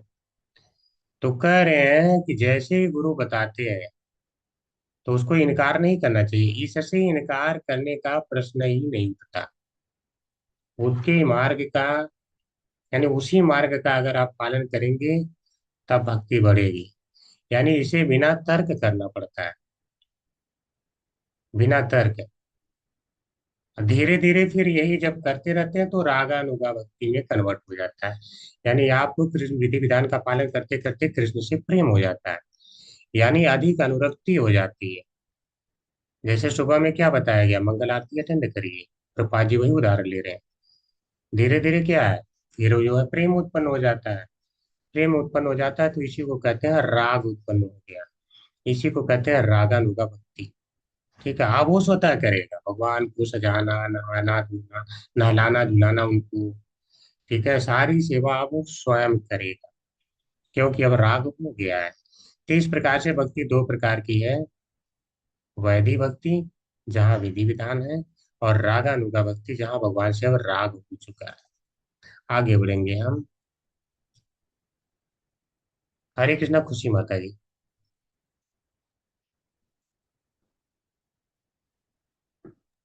हरे कृष्ण। रूप गोस्वामी ने भक्ति के प्रथम भाग अर्थात वैदिक भक्ति की परिभाषा इस प्रकार दी है। जब भगवान के प्रति कोई अनुरक्ति या कोई रागानुगा भक्ति नहीं होती और मनुष्य गुरु के आदेश पालन मात्र के लिए या शास्त्रों का पालन करने के लिए भगवान की सेवा में लगा रहता है, तो ऐसी अनैच्छिक सेवा वैदिक भक्ति कहलाती है। वैदिक भक्ति के नियमों का वर्णन श्रीमद् भागवत में भी हुआ है, जहाँ सुखदेव गोस्वामी मरणाभिमुख महाराज परीक्षित को उनके कर्मों के विषय में शिक्षा देते हैं। सुखदेव गोस्वामी ने महाराज परीक्षित की भेंट अपनी मृत्यु से 1 सप्ताह पूर्व हुई थी और राजा घबराया हुआ था कि मृत्यु होने के पूर्व क्या करना चाहिए। वहां पर अनेक मुनि भी आ गए, किंतु कोई भी उन्हें सही निर्देश ना दे सका। तब सुखदेव गोस्वामी ने उन्हें यह निर्देश दिया, हे राजन, यदि आप अगले सप्ताह निर्भीक होकर मृत्यु का सामना करना चाहते हैं, मृत्यु के समय वास्तव में सभी लोग भयभीत रहते हैं, तो आपको चाहिए कि अविलंब ईश्वर का श्रवण कीर्तन तथा स्मरण शुरू कर दें। यदि कोई हरे कृष्ण का कीर्तन और श्रवण करे तथा भगवान कृष्ण का सदैव स्मरण करे, तो वह किसी भी क्षण आने वाली मृत्यु से निडर रह सकेगा। हरे कृष्ण माता जी। तो श्रील रूप गोस्वामी ने क्या बताया है वैदिक भक्ति की परिभाषा? करें जब तक व्यक्ति को राग नहीं हुआ है भगवान में, कोई अनुरक्ति नहीं हुई है, तब तक क्या है, शास्त्र के और गुरु के शासन के अनुसार वो नियम का पालन करता है। इसे ही कहते हैं वैदिक भक्ति। यानी राग नहीं है, तो शास्त्र का और गुरु का शासन है, उसके अनुसार चल रहा है, तो वो कहलाता है वैदिक भक्ति। इसी तरह अब उदाहरण दे रहे हैं वैदिक भक्ति का, करें श्रीमद् भागवत में दिया गया है। जहाँ पे जब परीक्षित महाराज की भेंट होती है, तो वहां पे देखिए सुखदेव गोस्वामी ने जो निर्देश दिया, उन्होंने सीधा सीधा उसका पालन किया। उन्होंने बोला कि आपको ये सुनना पड़ेगा, भगवान कृष्ण की कथा ही है जो आपको इस भौतिक संसार से अंत समय में या किसी को भी उबार करके जो है मुक्त कर सकती है। तो उन्होंने कुछ जो है इसमें तर्क वितर्क नहीं किया। तो इसीलिए प्रभुपाद जी कह रहे हैं कि वैदिक भक्ति वही है जहाँ पे गुरु के मार्ग के अनुसार चला जाए। जब गुरु के मार्ग के अनुसार चलते हैं तो फिर प्रेम होने लगता है। और जैसे जैसे ये सुनते गए कृष्ण के बारे में, इनका और प्रेम बढ़ता ही चला गया और बढ़ता ही चला गया, और वह प्रेम भगवान के चरणों तक उन्हें लेकर के गया। ठीक है, इसीलिए करें, यदि कोई हरे कृष्ण का कीर्तन और श्रवण करे तथा भगवान कृष्ण का सदैव स्मरण करे, तो वह किसी भी क्षण आने वाली मृत्यु से निडर रह सकेगा। तो भगवान की भक्ति ही है जो उसे क्या करती है, निडर कर देती है। शोक मोह भयापह, यानी शोक मोह और भय से ये का समापन कर देती है। भक्ति ऐसी है। ठीक है, आगे पढ़ेंगे। हरे कृष्णा। रमेश प्रभु जी।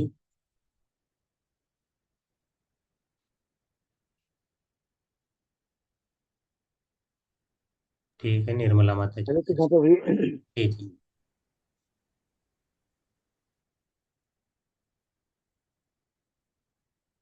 सुखदेव गोस्वामी कहते हैं कि भगवान श्री कृष्ण ही हैं, इसलिए वे संस्तुत करते हैं कि मनुष्य को सदैव कृष्ण के विषय में श्रवण करना चाहिए। वो ये नहीं कहते कि देवताओं का श्रवण और कीर्तन किया जाए। मायावादियों का कहना है कि मनुष्य चाहे कृष्ण के नाम का कीर्तन करे या देवताओं के नाम का, परिणाम एक जैसा ही होगा। लेकिन वास्तविकता ये नहीं है। श्रीमद् भागवत के प्रामाणिक कथन के अनुसार मनुष्य को एकमात्र भगवान विष्णु यानी कृष्ण का श्रवण तथा कीर्तन करना चाहिए। अतएव सुखदेव गोस्वामी ने परीक्षित महाराज को राय दी कि मृत्यु से निडर बनने के लिए मनुष्य को सभी प्रकार की से भगवान कृष्ण का श्रवण, कीर्तन तथा स्मरण करना चाहिए। वे ये भी कह बताते हैं कि भगवान सर्वात्मा है। सर्वात्मा का अर्थ है हर एक का परमात्मा। कृष्ण को ईश्वर अर्थात परम नियंता भी कहा गया है, जो हर एक के हृदय में स्थित है। इसलिए यदि हम किसी तरह से कृष्ण के प्रति अनुरक्त हो लें तो वे हमें समस्त संकटों से मुक्त कर देंगे। भगवत गीता में कहा गया है कि जो कोई भगवत भक्त बन जाता है वो कभी विनष्ट नहीं होता, किंतु अन्य लोग सदैव विनष्ट होते हैं। विनष्ट का अर्थ है कि मनुष्य का जीवन पाकर व्यक्ति जन्म तथा मृत्यु के पास से बाहर निकल पाता और इस तरह वो अपना सुनहरा अवसर खो देता है। ऐसा व्यक्ति ये नहीं जान पाता कि प्रकृति उसे कहाँ फेंक दे रही है। हरे कृष्ण प्रभु जी। हरे कृष्णा प्रभु जी। हरे कृष्णा।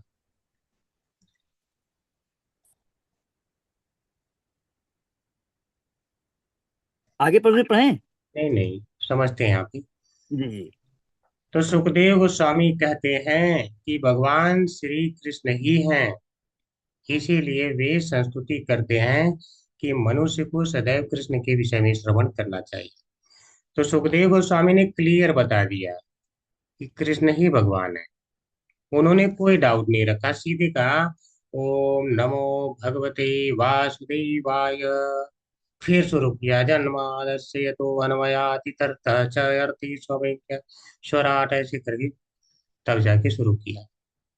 वो नहीं कहे कि देव्याय नमः तो आ, फिर जो है शिव जी को भी नमस्कार, तो गणेश जी को भी नमस्कार, इंद्र को नमस्कार, तो निराकार को नमस्कार कुछ नहीं।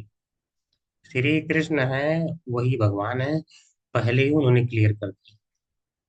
जैसे बोलते हैं ना, हमारा ये डिस्क्लेमर है, ये जो है सत्य घटना पर आधारित है या असत्य घटना पर आधारित है, उसी प्रकार से जैसे मूवी वाले दिखाते हैं। तो वैसे उन्होंने पहले डिस्क्लेमर अपना दे दी, कृष्ण ही भगवान है। तो इसीलिए उन्होंने नहीं कहा कि देवता की पूजा करो या किसी और की करो। लोग कहते हैं, आज भी मायावादी लोग कहते हैं, किसी के करिए परिणाम ही जैसा हो। तो बोलो ठीक है, तो जो दवा खाते हो वो सारी दवाओं का क्या एक जैसा परिणाम रहता है? तो फिर डॉक्टर के पास क्यों जाते हो? मेडिकल स्टोर पे जाओ, कोई भी दवा मांग लो, खा लो। ऐसा नहीं होता है। जो भगवान का काम है वो भगवान ही करेंगे, वो अन्य देवी देवता नहीं कर सकते हैं। तो इसलिए प्रामाणिक कथन यही है कि उन्होंने कहा कि तस्मात् भारत सर्वात्मा, ठीक है, भगवान ईश्वर हरि, भगवान सबके आत्मा है, सर्वात्मा है, सबके हृदय में विराजमान है वो परमात्मा के रूप में। श्रोतव्य है, कीर्तितव्य, स्मर्तव्य, इष्टतव्य। उन्हीं का श्रवण करिए, उन्हीं का स्मरण करिए, उन्हीं का कीर्तन करिए। इससे व्यक्ति अभयम यानी अभय को प्राप्त होता है। अब उसे इससे संसार से कोई भय नहीं रह जाता है। समझ रहे हैं? यानी कि इसका अर्थ क्या है? सारे संकटों से मुक्ति। इसीलिए कहते हैं, इसलिए यदि हम किसी तरह से कृष्ण के प्रति अनुरक्त हो ले, तो वे हमें समस्त संकटों से मुक्त कर देंगे। अच्छा, ये नहीं कह रहे हैं कि आपका मरने के बाद संकट जाएगा, ऐसा नहीं कह रहे हैं। आप कृष्ण की भक्ति में आ गए तो आपको सारे संकटों से अब ही मुक्त कर देंगे। बस भक्ति बढ़ाते जाइए, आपके संकट दूर होते चले जाएंगे। और जैसे जैसे और भक्ति बढ़ाएंगे, वैसे वैसे आपके सारे संकट जाएंगे और आप शुद्ध भक्ति कर पाएंगे। भगवान चाहते हैं कि आप शुद्ध भक्ति में आइए। इसलिए योग क्षेम वहामी हम भगवान कहते हैं। भगवत गीता में कहा गया है कि कोई भगवत भक्त बन जाता है, वह कभी भी नष्ट नहीं होता है। तो भगवान कहे हैं कि पार्थ, कौन्तेय प्रति जाने ही न मे भक्त प्रणश्यति। भगवान ने कह दिया, हे कुंती पुत्र, जाके घोषणा कर दो कि मेरे भक्तों का कभी विनाश नहीं होता। तो जो यहाँ भक्ति कर रहे हैं, ये मत डाउट रखिए कि आपका कभी कुछ नाश हो सकता है। कुछ हो रहा है, अगर आपको लग रहा है मेरा ये नाश होता हुआ दिख रहा है, तो समझ जाइए उसमें कहीं ना कहीं किसी प्रकार से आपका भला छिपा है। अन्यथा भक्त का नाश हो जाए, भगवान कर ही नहीं सकते। जैसे कहा जाता है, एक व्यक्ति एक पेड़ के नीचे बैठा था, तो एक डाल गिरा, उसका एक अंगूठा कट गया। और एक शत्रु था उसका, जो कभी भक्ति नहीं करता था, उसे उसी दिन ढेर सारा सोना मिल गया, रास्ते में जा रहा था। तो जब जाके यह पूछा ज्योतिषी से, तो ज्योतिषी बताया, क्या बताया? वह बताया कि देखो, उसको आज के दिन राजा बनना लिखा था, लेकिन इतने पाप है कि थोड़ा सोना मिला है और इतने में उसको काम चलाना पड़ा। लेकिन आज के दिन तुम्हारी मृत्यु लिखी थी, लेकिन भगवान ने उसको केवल थोड़े में निकाल दिया, तो इसलिए केवल अंगूठा कटा है। तो अगर हमें कभी कुछ अनिष्ट होता हुआ दिखे, तो समझ जाइए हमें समझ में नहीं आ रहा है। नहीं तो भगवान ने कहा है कि महात्मानस तो माम पार्थ दैवीम प्रकृति मास्ता। महात्मा तो मेरे दैवी प्रकृति के आश्रय में रहते हैं। तो दैवी प्रकृति के आश्रय में रहते हुए भला किसी का अनिष्ट कैसे हो सकता है? समझ रहे हैं? तो अनिष्ट हो ही नहीं सकता है। किंतु अन्य लोग सदैव विनष्ट होते हैं। बार बार जन्म, बार बार विनष्ट होना, बार बार जन्म, बार बार विनष्ट होना। तो विनष्ट का अर्थ क्या है? तो कह रहे हैं, विनष्ट का अर्थ है कि मनुष्य का जीवन पाकर व्यक्ति जन्म तथा मृत्यु के पास से बाहर नहीं निकल पाता, और इस तरह वह अपना सुनहरा अवसर खो देता है। ऐसा व्यक्ति यह नहीं जान पाता कि प्रकृति उसे कहाँ फेंके दे रही है। समझ रहे हैं? वो समझ ही नहीं पाता प्रकृति उसे कहाँ फेंक रही, समझ ही नहीं पाता है। पशु योनि मिल गया, पता ही नहीं चला कब बन गया पशु, कैसे कैसे घूम रहा है, कुछ पता ही नहीं। तो हमें मूर्ख नहीं बनना, आचार्य जैसा बता रहे हैं। और ये मार्ग भी तो अच्छा है ना, क्या दिक्कत है? कोई कहे जैसे कि हमें अगर जैसे प्रभुपाद जी से किसी ने पूछा कि प्रभुपाद जी, अगर अंत समय में आप ये बोले कि आपने इतनी भक्ति किया और कृष्ण है ही नहीं, तब? तो प्रभुपाद जी बोले कि देखो, मैं अगर, चलो हम तुम्हारी बात मान लेते हैं कि अगर तुम कह रहे हो कि अंत समय में पता चले कृष्ण नहीं है, पहली बात तो कृष्ण है, अब मैं जानता हूँ। लेकिन अगर हम तुम्हारी बात मान भी लें, तो ये बताओ मेरा जीवन बुरा क्या है? सुबह से ही उठ के नाचना शुरू कर देते हैं भगवान की कीर्तन पे, टाइम से प्रसादम पाते हैं, टाइम पे कथा चलती है, सुनते रहते हैं, फिर भगवान के कीर्तन में नाचते गाते ऐसे प्रसादम पाते पाते सारा उम्र हमने बिता दिया। अब भगवान के इस मंदिर रूपी महल में, ऐसे भव्य भवन में रहने का भी मौका मिल रहा है। तो मेरा जीवन बुरा क्या जा रहा है? और अंत में पता चले कि नहीं है, तो क्या फर्क पड़ेगा? मैंने तो एंजॉय करके किया। लेकिन तुम अपना सोचो, तुम तो जीवन भर कष्ट सह रहे हो, ठीक है, परिवार को लेकर के, समाज को लेकर के, इसी में उलझे पड़े हो, भौतिक सामानों को इकट्ठा करने में। और अंत समय में चले कृष्ण है, ये तुम्हें पता चल जाए तब, और ये बताया जाए तुम्हें ऐसे ऐसे दंड मिलेगा तब, तो बोले मैंने तो कुछ किया नहीं, तो मेरे लिए तो सब कुछ अच्छा रहेगा तब भी, और तुम्हारे लिए तो कह रहे मेरे लिए आज भी अच्छा है तब भी अच्छा रहेगा, और तुम अपना सोचो। तो इसीलिए कह रहे हैं कि भक्त जानते हैं, और अभक्त यही नहीं समझ पाते कि प्रकृति कहाँ उठा उठा के फेंक रही है, ठीक है, कितनी निम्न योनियों में फेंक रही है, वो समझ ही नहीं पाते। ये है अभक्त। तो हमें अभक्तों का साथ नहीं करना, अभक्तों का साथ नहीं करना है, कभी भी। इसीलिए उपदेशामृत में इसे मना किया गया, इसलिए रूप गोस्वामी ने मना किया, ठीक है। तो हमें आचार्यों की बात सुननी है तब भक्ति आगे बढ़ेगी, और नहीं सुनेंगे तो नहीं बढ़ेगी, सीधी सी बात है। जो नहीं सुनते हैं उन्हीं के प्रश्न ज्यादा रहते हैं। तो हमें ऐसे लोगों की संगति से बचना है, ठीक है। हरे कृष्णा। आज यहीं पर हम विराम लेंगे। उम्मीद करते हैं आपको भक्ति रसामृत सिंधु में आनंद आ रहा है। अगर कुछ कुछ कमेंट करना चाहते हैं, कुछ बताना चाहते हैं, कुछ तो बता सकते हैं।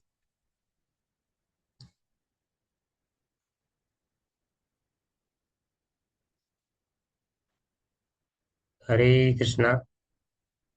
किसी को कुछ नहीं करना है हरे इसका? कृष्णा प्रभु जी। हरे कृष्णा मत। मुझे आनंद तो बहुत आ रहा है पर बहुत दिमाग लगा लगा के समझना पड़ रहा है। हाँ, तो थोड़ा तो जैसे समझेंगे तभी तो करेंगे जैसे ना। हाथ में दीपक लेके अगर हवा चल रही है और अपन दीपक लेके हाथ में चलते हैं ना, तो वैसी स्थिति हो रही है कि मतलब बहुत कंसंट्रेशन रखना पड़ रहा है। देखिए, अगर मैं सही कहूँ माता जी, तो भक्ति रसामृत सिंधु फर्स्ट टाइम ही अच्छे से पढ़ रहे हैं। सही बात है। जी प्रभु जी। तो थोड़ा तो मेहनत लगेगी, पहली बार पढ़ रहे हैं, मेहनत तो लगेगा। तो इसमें घबराने की बात नहीं है। थोड़ा सा एक बार दो बार अपने से भी पढ़िएगा, तब हाँ, वो आनंद ज्यादा आएगा और तब आसान भी लगेगा, ठीक है।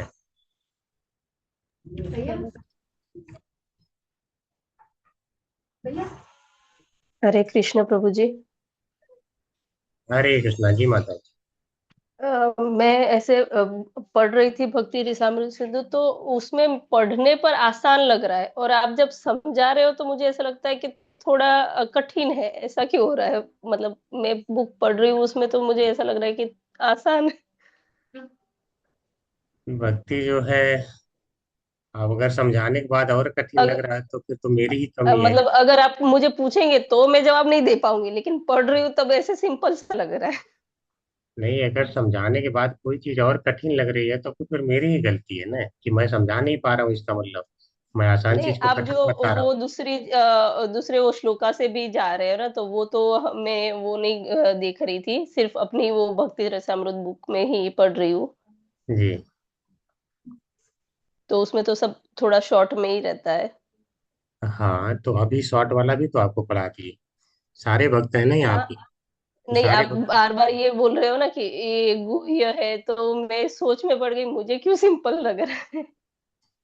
नहीं, तो आपको क्या कठिनाई कहाँ आई बताइए ना, क्या कठिनाई आई? कठिनाई नहीं, मैं वो मुझे लगा कि ये हार्ड है, तो मुझे सिंपल क्यों लग रहा है।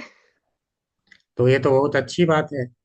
अगर आपको सिंपल लग रहा है तो मतलब आपको संस्कृत वाले से कोई हेल्प नहीं प्राप्त हो रहा है, यही ना कहने का अर्थ है। नहीं, मैं वो गो थ्रू नहीं कर रही थी, सिर्फ बुक ही पढ़ रही थी। अच्छा अच्छा। तो माता जी अगर देखिए नहीं पढ़ेंगी तो आपको पूरा जो है तो कैसे समझ में आएगा।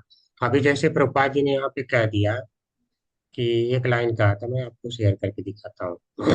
इस लाइन का अर्थ आप कैसे समझ पाती अगर वहां पे नहीं पढ़ी रहती। मैं बताता हूँ। वैसे रुचि का अर्थ है, रुचि का अर्थ यहाँ प्रभुपाद जी रुचि का अर्थ समझाए हैं। शायद थोड़ा समझना उस समय मुश्किल हो सकता था। ठीक है, रुचि का अर्थ हम लोगों ने समझ रखा था वहां पे, तब तो तुरंत समझ में आ गया। समझ रही हैं। और बाकी मैं यहाँ पे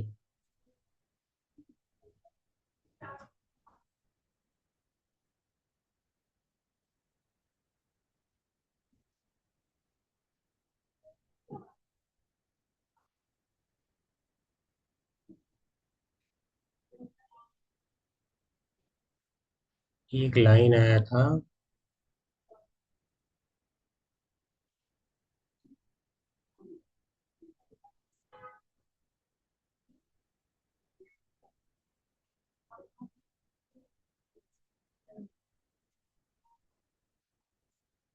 ठीक है, कहीं तो एक लाइन आया था कुछ, जहां पर हमने पिछले जो पढ़ रखे थे वहां से हमने लिया था। ठीक है। ठीक है माता जी, कोई बात नहीं, आपको हम तो सारा ही यहाँ पे अध्ययन कर रहे हैं, आपको जो ज्यादा समझ में आता है वहां से करिए। ठीक है। बाकी जो है, अगर सभी भक्तों का तो ऐसा ही मैं है तो कुछ। बुक से ही पढूं तो चलेगा ना? मतलब वो पीडीएफ से पढ़ना मुझे ज्यादा ऐसे बुक से पढ़ना पसंद रहता है, नहीं, इसलिए। आप बुक से पढ़िए, आपको बुक ज्यादा समझ में आ जाए इसीलिए इसको बताया गया है। ठीक है, उसको संस्कृत इसलिए बताया गया कि देखिए यही संस्कृत है, इसी का प्रभुपाद जी यहाँ पे व्याख्या कर रहे हैं। ठीक है, अगर कभी कभी किसी को लगने लगेगा नहीं प्रभुपाद जी ये कैसे बता रहे हैं, तो वहाँ पे जो संस्कृत पढ़ रखे हैं तो वो समझ जाएंगे कि हाँ संस्कृत में वहाँ पे ऐसे ऐसे दिया था, उसी की प्रभुपाद जी ने व्याख्या किया है, अपने मन से व्याख्या नहीं की है। इसी कारण से हम उसको बता रहे हैं। ठीक है। अब जैसे ये संयोगवश है, तो संयोगवश का अर्थ आपको कैसे समझ में आता कि संयोगवश का अर्थ क्या है।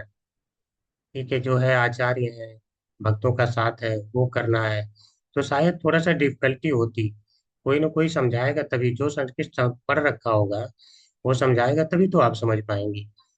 तो ये सब थोड़ा सा डिफिकल्टी आ सकती थी, इस कारण से जो है उसको पढ़ लेना ज़्यादा मैं बेटर समझता हूँ। बाकी अगर सभी का विचार है कि हमको ज़्यादा जो है संस्कृत पढ़ के नहीं फायदा मिल रहा है, तो मैं हिंदी में ही रीडिंग करवा देता हूँ। मैंने तो सारा पढ़ रखा है तो मुझे तो पता चल जाता है कहाँ पे क्या बताया गया है। ठीक है। नहीं प्रभु जी, वो माता तो जी का आप कहना जैसे है, कर मैं रहे हो वैसे शायद करिए जो प्रभु जी, बोल रही उसमें हूँ। मुझे प्रॉब्लम नहीं है। मुझे मैं तो सिर्फ यही हुई थी कि ये बुक में थोड़ा सिंपल शायद दिया रहेगा। जी। ये अपना जो बुक अभी पढ़ रहे हैं वो जी। सिंपल लैंग्वेज में है, और आप जो पीडीएफ में पढ़ा रहे हो वो तो यहाँ से रेफरेंस के लिए आ जाता है। वो बात भी ठीक ही है। जी। और ये जैसे यहाँ पे उन्होंने कहा कि प्राचीन विद्वानों ने बहुत सारे प्रमाण दिए हैं, तो ये प्राचीन विद्वान कौन है, आपको कभी पता चल पाता संस्कृत वाला नहीं पढ़ती तो। प्रभुपाद जी ने सिद्धांत रखा है, अगर देखिए किसी चीज को डीप में समझना है, मान लो आपसे आज किसी ने केवल इसी को पढ़ा, तो आप कैसे बता पाएंगे कि किस विद्वान की बात प्रभुपाद जी कर रहे हैं। बता देंगे, नहीं बता पाएंगे ना। तो अगर कोई, नहीं, जो इसी बुक में है वही इतना ही पता है, उससे ज्यादा तो नहीं पता रहता। तो अगर कोई डीप में जानना चाहता है तो सारा पढ़ना पड़ेगा। बाकी ठीक है, अगर डीप में नहीं जानना चाहता है तो उसके लिए कोई दिक्कत नहीं है। जैसे ये तो उसके लिए है, मेरा एक तरीका है जो है अध्यापन स्टाइल, अध्यापन का तरीका है। मेरा तरीका आपको ये नहीं है कि बस वहां पे जो लिखा बस वही थोड़ा सा बता दिया कि हाँ ये है, ऐसे ऐसे कर लेना। एक होता है इंस्ट्रक्शन, इंस्ट्रक्शन दे दिया काम खत्म। आपको जैसे कभी अगर मान लो कि भक्ति का ये क्लास लेना पड़ गया, तो आप वहां पे ये समझा सकें कि ये किस विद्वान की बात कर रहे हैं, कौन था, वो तो मायावादी था। कोई आपको यहीं आके तर्क वितर्क कर दे कि वो तो मायावादी था तो प्रभुपाद जी ने उसका सिद्धांत क्यों लिया। आप ही लोग कहते हैं मायावादी भाष्य करे सर्वनाश से, तो प्रभुपाद जी ने कैसे लिया, तो क्या आप उत्तर दे पाती, नहीं दे पाती ना। तो वही बात है वो डीप कि रिसर्च हो, पता हो तो ही बता सकते हैं ऐसे। हाँ, तो ये डीप रिसर्च जो हम लोग डीप में पढ़ रहे हैं ये उनके लिए है जो सचमुच में जानने की जिज्ञासु, जो सचमुच में, नहीं तो इतना ही जानना काफी है, कृष्ण ही भगवान है। आपको न भक्ति रसामृत सिंधु पढ़ने की आवश्यकता है, न कुछ करने की आवश्यकता है। केवल जो है कृष्ण ही भगवान है, आप अगर इतना ही जान जाए तो काफी है। आप 16 माला करिए, 4 नियम पालन करिए, आप भगवान के धाम में जाएंगे। लेकिन आपको बाद में अगर पढ़ाना है, पढ़ना है, तो ये जो है थोड़ा करना पड़ेगा, उसको पढ़ना पड़ेगा, डीपली पढ़ना पड़ेगा। ठीक माता जी, ये उसके लिए है जो डीप में जानने के इच्छुक है, ये आपके लिए नहीं है। आप अगर इतना जानना चाहते हैं तो इतना काफी है। भक्ति बढ़ाने के लिए जितना आवश्यक है प्रभुपाद जी ने वहां दे दिया है। लेकिन अगर किसी को अध्यापन करना है, किसी को समझाना भी है, तर्क देना है कि कौन से विद्वान ने दिया, क्यों दिया, तो प्रभुपाद जी ने क्यों ले लिया, ये सब डिस्कशन वहां पे लेना पड़ता है। तो वो लोग तब समझा पाएंगे। अब यहाँ विशेष रुचि कह दी के अनुसार वर्गीकृत कर देंगे। ये रुचि क्या है? अगर रुचि के बारे में हम पढ़े ही नहीं रहते तो यहाँ पे रुचि के बारे में डिस्कशन तो नहीं किया। प्रभुपाद जी ने बोला भाई रुचि रहेगी तो उसका जो है भक्ति आगे बढ़ जाएगा। ये रुचि क्या है? रुचि का अध्ययन तो वहीं पे पता चला था, रुचि क्या है। ठीक है। तो अगर यहाँ पे नहीं, अगर आप डायरेक्ट पढ़ लेते तो क्या बता पाते रुचि क्या है? आप किसी प्रश्न का उत्तर नहीं दे पाती। लेकिन ये भी नहीं कर सकते हैं कि भक्ति आपकी नहीं बढ़ती। प्रभुपाद जी ने लिखा है बस इतना मान लीजिए बात, तो आपकी भक्ति बढ़ जाएगी, कोई रोक भी नहीं सकता संसार, आपकी भक्ति बढ़ जाएगी। लेकिन अगर आपको पढ़ना है, पढ़ाना है, पढ़ाना है, बेसिकली किसी को टीच करना है, प्रीच करना है, तो वहां पे चाहिए, वहाँ नॉलेज की जरूरत वहां पे है, अन्यथा नहीं है। ठीक है।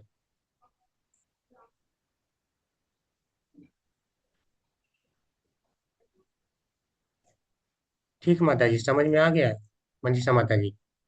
हाँ प्रभु जी, समझ हाँ में तो अब आ गया। जस्ट वो तो पीडीएफ में नहीं, मोबाइल से देखना मुझे थोड़ा पढ़ना पसंद नहीं आता। बुक से पढ़ना थोड़ा ज्यादा प्रेफर। अगर वो पीडीएफ की बजाय मेरे पास बुक होती तो मैं वो भी पढ़ लेती, बट मोबाइल नहीं से नहीं, कोई थोड़ा बात मुझे। नहीं, आप पढ़ने के लिए नहीं, मैं फोर्स नहीं कर रहा हूँ, ना तो कोई फोर्स। यहाँ देखिए एक लाइन ये था, यह साधन किसी कृत्रिमता को विकसित करने के लिए नहीं होता। यहाँ कृत्रिमता कह के किसको बोधित किया गया है? भाव भक्ति को कह रहे हैं प्रभुपाद जी। क्या आप समझ जाती हैं? समझ जाती हैं ऐसे बिना समझाए? या तो कोई समझाए। और कौन समझा सकता है आपको? जो पढ़ा होगा वही समझा पाएगा, संस्कृत वाला। प्रभुपाद जी ने थोड़ा संक्षिप्त में करा, तो संक्षिप्त में कुछ चीजें हैं जो समझाने के बाद समझ में आएंगी। और वहां पे जो पीडीएफ है वो हार्ड है, मैं मानता हूँ। आचार्यों ने हार्ड लैंग्वेज थोड़ा लिखा है, लेकिन हार्ड लैंग्वेज भी समझाने के बाद तो समझ में आ जाता है ना। इसीलिए कहा जाता है आचार्यों के अनुगत्य में सीखिए। भक्ति रसामृत सिंधु का विज्ञान है तो क्या इतना आसानी से समझ में आ जाएगा? 2-4 बार तो मेहनत करना पड़ेगा ना। प्रभुपाद जी तो कहे मेरे तात्पर्यों को कम से कम 10 बार पढ़ो, तो 10 बार तो नहीं पढ़े हैं, तो थोड़ा सा पढ़ना तो पड़ेगा ना। तो प्रभुपाद जी अगर करें मेरे तात्पर्य को 10 बार पढ़ो, तो इसका मतलब 10-10 बार सारे आचार्यों का पढ़ना पड़ेगा, तब समझ में आएगा। तो एक बार में तो कठिन लगेगा, लेकिन उसी को कोशिश करके हम आसान बनाने की कोशिश करते हैं। लेकिन अब आप अगर कह रहे हैं कि समझाते हैं तो ज्यादा कठिन लगता है, समझाने के बाद कैसे कठिन लगेगा? इसका मतलब तो मैं समझा नहीं पा रहा हूँ, इसका अर्थ तो ये हुआ। अगर समझाने के बाद कोई चीज कठिन लगे, इसका नहीं मतलब प्रभु मैं जी, समझा ऐसा नहीं पा रहा है, हूँ। माता जी बोली कठिन लगता है, कठिन नहीं लगता। मेरे भी पहले हुआ था कि जब भागवतम पढ़े ना, तो मुझे लगा कि मुझे सब कुछ समझ में आ रहा है, लेकिन जब क्लास में आए तो समझे कि मैं कुछ भी नहीं समझ पा रही हूँ, क्योंकि हम जो बुक पढ़ रहे हैं, हाँ ये है ठीक है, लेकिन जब उसको समझे तब लगा कि हम तो कुछ भी नहीं समझ पा रहे। तो मनीषा माता जी का भी वही लग रहा है कि वो पढ़ रही है तो लग रही है सिंपल है, लेकिन जब सुन रही है तो लग रहा है कि ये कठिन है। तो 2-4 बार देखिए, वास्तविक अर्थ को अगर जानना है तो थोड़ा तो तो टाइम वही है कि लगता हम है। लोग समझ नहीं पाते हैं, तो जो देखे तो बोले कि ये सही है, ये सिंपल है, लेकिन जब उसका डीपली में जाते हैं, गहराई में, तब उसको अच्छा से समझ पाते हैं। अब लगता है कि नहीं, अपने से पढ़ने से कुछ भी समझ में नहीं आएगा, ये जो सोच रहे हैं वो नहीं है। वही बात है ना, अर्थ कुछ और होता है। भगवत गीता तो सारे लोग पढ़ रखे हैं, 600 प्रिंट थे, 600 लोग प्रिंट, और उससे पढ़ पढ़ के पूरी दुनिया समझ रखी थी। तो प्रभुपाद जी को गीता क्यों लिखना पड़ा? क्योंकि जो लोग समझ रहे थे मैं समझ लिया हूँ, वो वास्तव में नहीं समझे थे। जो कह रहे थे मैं समझ लिया हूँ, वास्तव में यही उनकी अज्ञानता थी कि वो कह रहे हैं समझ लिया हूँ।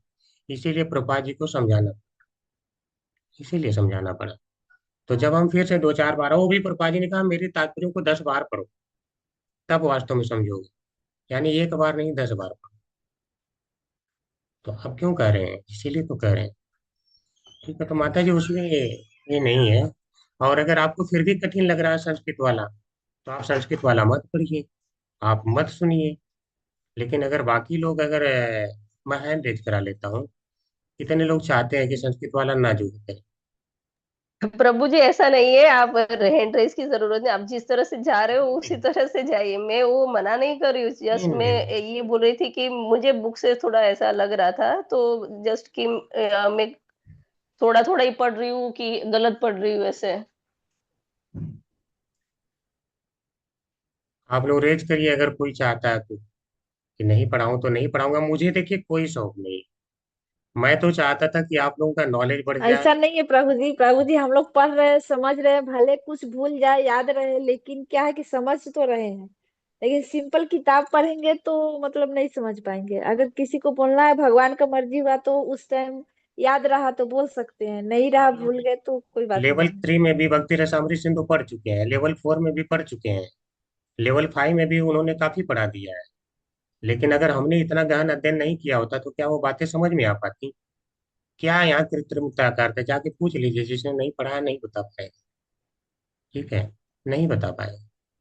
तो यहाँ पे बहुत सी चीजें हैं। कहाँ से वो आ गया था जो है कि तर्क के आधार पे नहीं चलना चाहिए, वो कौन से आचार्य ने कहा है, कहाँ से बता पाते? तो अगर मैंने सिंपली कहा, अगर आप स्टडी करवाना चाहते हैं किसी को, किसी को आप चाहते हैं कि हाँ थोड़ा सा प्रीचर बनना है, तो आपको पढ़ना है। केवल भक्त बनना है तो इतना ही काफी है, 16 माला 4 नियम। अब प्रभुपाद जी गारंटी किए आप भगवान के धाम में जाएंगे। प्रीचर बनना है तो आवश्यक है, अदरवाइज आवश्यक नहीं है, कुछ नहीं बनने की आवश्यकता। प्रीचर बनना है तो 16 माला करिए, 4 नियम पालन करते रहिए, भगवान के धाम में जाइए। प्रभु जी 4 नियम भी इजी नहीं है। जो 4 नियम हम लोग कर रहे हैं वो मोटा मोटी कर रहे हैं, 4 नियम भी इजी नहीं है, उसको भी समझेंगे तो गहराई में बहुत है। वही बात है, और वो भी 4 नियम का पालन तभी हो पाएगा जब तक हम साथ पढ़ेंगे, रोज रोज सुनेंगे। पढ़ेंगे समझेंगे तभी कर पाएंगे। अभी तक तो समझे थे जो बताए गए हैं ऊपर ऊपर वही, लेकिन जब उसके भीतर में जाएंगे तो बहुत गहरा है कि ये 4 नियम कितना बड़ा है। वही बात है ना। अब जैसे प्रभु जी, ये लेवल 3 में 4 में तो बुक के मतलब ये भक्ति रसामृत सिंधु या तीनों ही बुक के पूरे पेज पलटे भी नहीं, खोल के भी नहीं देखे गए और वो क्रॉस होके आगे बढ़ गए। तो क्या 5 में देख रहे हैं? 5 में भी तो नहीं देख रहे हैं। 5 में देख रहे हैं ना, वही तो फायदा हो रहा है ना। वहां तो बस ऐसे हुआ था कि एक पेज 2 पेज का मतलब पूरा सारांश बता दिया था और आगे बढ़ गए थे। और लेवल 4 में तो बस वो प्रेजेंटेशन ही हुआ था, 1 या 2, और वो खत्म हो गया था पूरा वो। नहीं, जो 5 में मेन क्लास में तो नहीं देख रहे हैं ना, वहाँ भी तो पीडीएफ तो उनका बना है खुद का, वही चल रहा है। ठीक है, तो यहाँ पे अगर हम डीपली अध्ययन कर रहे हैं और अध्ययन करने के बाद किसी को कठिन लग रहा है, तो मैं रिक्वेस्ट करता हूँ कि आप मत ज्वाइन करिए। ठीक है, आपको अगर कोई चीज कठिन लग जाए तो कोई ना कोई तो आसान भाषा में बता रहा होगा, तो आप उससे सुन सकते हैं और वहाँ पे जो है कर सकते हैं। आप वहाँ पे कोई ऐसा नहीं फोर्स किया जा रहा है कि नहीं आपने ये ग्रुप कर लिया ज्वाइन तो इसी में रहना है। 3 ग्रुप बने हैं, 3 ग्रुप में से कहीं भी आप लोग कर सकते हैं ज्वाइन, सब लोग नहीं फ्री तो हैं। 4 बार वो अलग अलग और पढ़ने से और अच्छा लग रह रहा है कि मतलब उससे फिर मतलब और भी ज्यादा अपने सारे माइंड के वो खुल रहे हैं कि हाँ ठीक है। शायद प्रभु जी ने एक बार कहा भी था उसके कि ये पढ़ने से क्या सारे क्या दिमाग के वो क्या खुलते हैं वो। इस प्रभु जी ने स्टार्टिंग में कुछ कहा था। तो देखिए, ये बात हाँ अलग अलग तरह से सुनने में तो और अच्छा लग रहा है उसमें कि हाँ ठीक है यहाँ पर भी आपने क्या वो उनको 2-3 टीकाओं से बता रहे हैं ना, इसमें तो अच्छा लग रहा है वो। और दूसरी बात, मैं कोई चीज छोड़ नहीं रहा हूँ। अगर किसी को केवल यही पढ़ना है तो इसकी भी तो व्याख्या हो रही है। ऐसा तो नहीं कि ये वाला पोर्शन हम छोड़ दे रहे हैं, इसकी भी पूरी व्याख्या हो प्रभु रही जी है। मैंने तो आज पहली बार ये चीज बोली, मैं मत ज्वाइन करिए, वो तो मैं खुद ही नहीं ज्वाइन करती, रोज ही ज्वाइन कर रही हूँ मैं। कभी एक दिन भी मिस, ऐसे कभी कुछ ऐसा अर्जेंटली हुआ तो मिस करती हूँ, ऐसे मुझे था ही नहीं कि मुझे ज्वाइन नहीं करना। ये तो जस्ट मैं आपसे पूछ रही हूँ कि मैं कहीं गलत तो नहीं जा रही हूँ। नहीं माता जी, अगर पूछ रही हैं तो आप गलत नहीं हैं। आपको प्रभा जी ने वहाँ आसान इसीलिए बना के लिखा है कि अगर कोई इतना पढ़ लेगा, बहुत संक्षिप्त किया है, तो उसको अवश्य भक्ति बढ़ेगी। और सभी में इतनी क्षमता नहीं है कि आचार्यों की भाषा समझ लेगा, इसीलिए प्रभुपाद जी ने ये संक्षिप्त में बनाया है। तो आपको अगर वो डायरेक्ट पढ़ेंगे तो आसान लगेगा, क्योंकि वास्तव में सही कहा जाए तो हमें उतनी की ही जरूरत है, उससे ज्यादा की जरूरत नहीं, भक्ति के लिए उतना ही चाहिए। अगर किसी को प्रीच नहीं करना है तो बस उतना ही चाहिए, उससे ज्यादा जरूरत ही नहीं है। प्रभुपाद जी ने जितना दिया है वो मोर देन सफिशियंट है। लेकिन हाँ, अगर मान लीजिए कल को प्रीचर बनते हैं, कोई अन्य संप्रदाय वाला भी आपसे आके प्रश्न पूछता है, तो आप बिल्कुल ब्लैंक ना हो जाए। ठीक है, बोलेगा फिर आपको आप तो अंधभक्त हैं, अंधभक्त हैं, तो तब दिक्कत आएगी। लेकिन अगर जो है आप जो है आपको केवल भक्ति करना है, तो प्रभुपाद जी ने बहुत अच्छा लिखा है। वो सही आपने कहा, आसान है। आसान तो लिखी है प्रभुपाद जी, इसीलिए तो जो है प्रभुपाद जी को लिखने की आवश्यकता ही क्यों पड़ी? क्योंकि इसकी जरूरत थी, सारे लोग आचार्यों की भाषा नहीं समझ पाए। ठीक है, तो इसलिए उन्होंने आसान किया। आप यहाँ पे ये बात सही बोले, तो अगर वो समझ में आ रहा है तो इसीलिए तो हम उसको भी लेके चल रहे हैं। हम सबके लिए लेके चल रहे हैं, टाइम है तो। टाइम नहीं रहेगा तो केवल यही पढ़ेंगे। जैसा टाइम है अभी तक मिल रहा है तो सारा गहन अध्ययन कर रहे हैं। गहन अध्ययन में बहुत सी चीजें मिलती हैं जो सीखने को मिलती हैं। ठीक माता जी। प्रभु जी एक ऐसा है कि प्रीचिंग अभी तो बाद में करेंगे, लेकिन सामने में अगर किसी को बोलिए ना कुछ भी भगवान के मतलब कुछ भी बोल दीजिए, अगर हरे कृष्णा बोलिए तो उल्टा सवाल पूछेगा। अगर बोल दीजिए कि हाँ भगवान के, तो वो ऐसा ऐसा सवाल पूछेगा ना कि वो किताब पढ़ के हम जल्दी नहीं समझे हैं तो जवाब नहीं दे पाएंगे। तो इसके इसीलिए लिए हमको पढ़ना ही पड़ेगा। मेरा मन में तभी से हुआ जब मैं शुरू शुरू में कोई क्वेश्चन पूछता था, तो मुझे उसके बाद से मैं सोची कि नहीं, मैं इसको समझूंगी और फिर उसको जवाब दूंगी। जी जी। ज्यादा बोलता है तो मैं एक ही बात बोलती हूँ कि आप पहले भगवत गीता पढ़िए फिर हमसे आके सवाल जवाब करिए। क्योंकि ज्यादा भी बहस हम नहीं करेंगे, हम सीधा कर दे, हम बहस नहीं करेंगे, हमको गुरु आज्ञा नहीं दिया बहस करने का। आप भगवत गीता पढ़िए फिर हमसे आके सवाल जवाब करिए। जी जी बिल्कुल। चलिए ठीक है फिर, हम आज क्लास यहीं विराम करेंगे। कोई बात नहीं, हम इसी तरीके से आगे बढ़ेंगे। अगर जिसको जैसा मतलब जहाँ पे भी सुविधा होगा वो उस हिसाब से कर सकते हैं, कोई वो नहीं है। माता जी का विचार मैं समझ गया, तो माता जी को उसका जवाब यही है कि माता जी वो आसान भाषा में है, तो आसान उतना ही आवश्यकता है, उससे ज्यादा की आवश्यकता नहीं है। लेकिन अगर प्रीच करना होगा तो बाकी चीजें आप ध्यान से पढ़ना पड़ेगा। हो सकता है आज नहीं, आपको कल प्रीच करना पड़े, कल और प्रश्नों के उत्तर ढूंढने पड़े, तो आपको फिर वीडियो खंगाली, आपको वहाँ पे उत्तर मिल जाएंगे सारे। कुछ ऐसा बचेगा नहीं जो कि उत्तर आपको मिले ही ना। ठीक है, वहाँ पे कुछ ऐसा नहीं है बचेगा, सब कुछ हो गया है। हम लोगों ने कंप्लीट पैकेज किया है, तो उसमें सब कुछ आ जाता है। सारे आचार्यों का कवर करके मूल टीकाएं कवर किया, फिर प्रभुपाद जी को कवर कर रहे हैं, तो कुछ छोड़ नहीं रहे हैं। तो इससे ज्यादा ही भला होगा। अगर उसमें हम ध्यान नहीं देंगे अन्य आचार्यों पे, तो हमें अचानक लगेगा प्रभुपाद जी ने ये नया बात कह दिया है क्या। तो हमें थोड़ा सा पढ़ने से ये भी रहेगा कि प्रभुपाद जी कभी नया नहीं बोले हैं। इससे हमारा विश्वास और बढ़ेगा कि प्रभुपाद जी आचार्यों के मार्ग पे ही चल रहे हैं। ठीक है, सारे लोग आचार्यों के मार्ग पे ही, तो इससे प्रभुपाद जी में भी विश्वास बढ़ेगा, अच्छी ही बात है। ठीक है, तो चलते हैं हम, आज विराम लेते हैं, बहुत समय चला है। ठीक है, थोड़ा डिस्कशन हो गया ज्यादा। वाञ्छाकल्पतरुभ्यश्च कृपा सिन्धुभ्यश्च च पतितानां पावनेभ्यो वैष्णवेभ्यो नमो नमः। अनंत कोटि वैष्णव की जय। जय श्रील प्रभुपाद की जय। श्री जय गणेश की जय। सभी जय वैष्णव की जय जय। जय। कृष्ण दंडवत प्रणाम। हरे कृष्ण। हरे हरे कृष्णा हरे कृष्णा प्रभु जी, प्रभु जी, सादर दंडवत प्रणाम, प्रणाम सभी को प्रणाम। सादर प्रणाम। प्रणाम।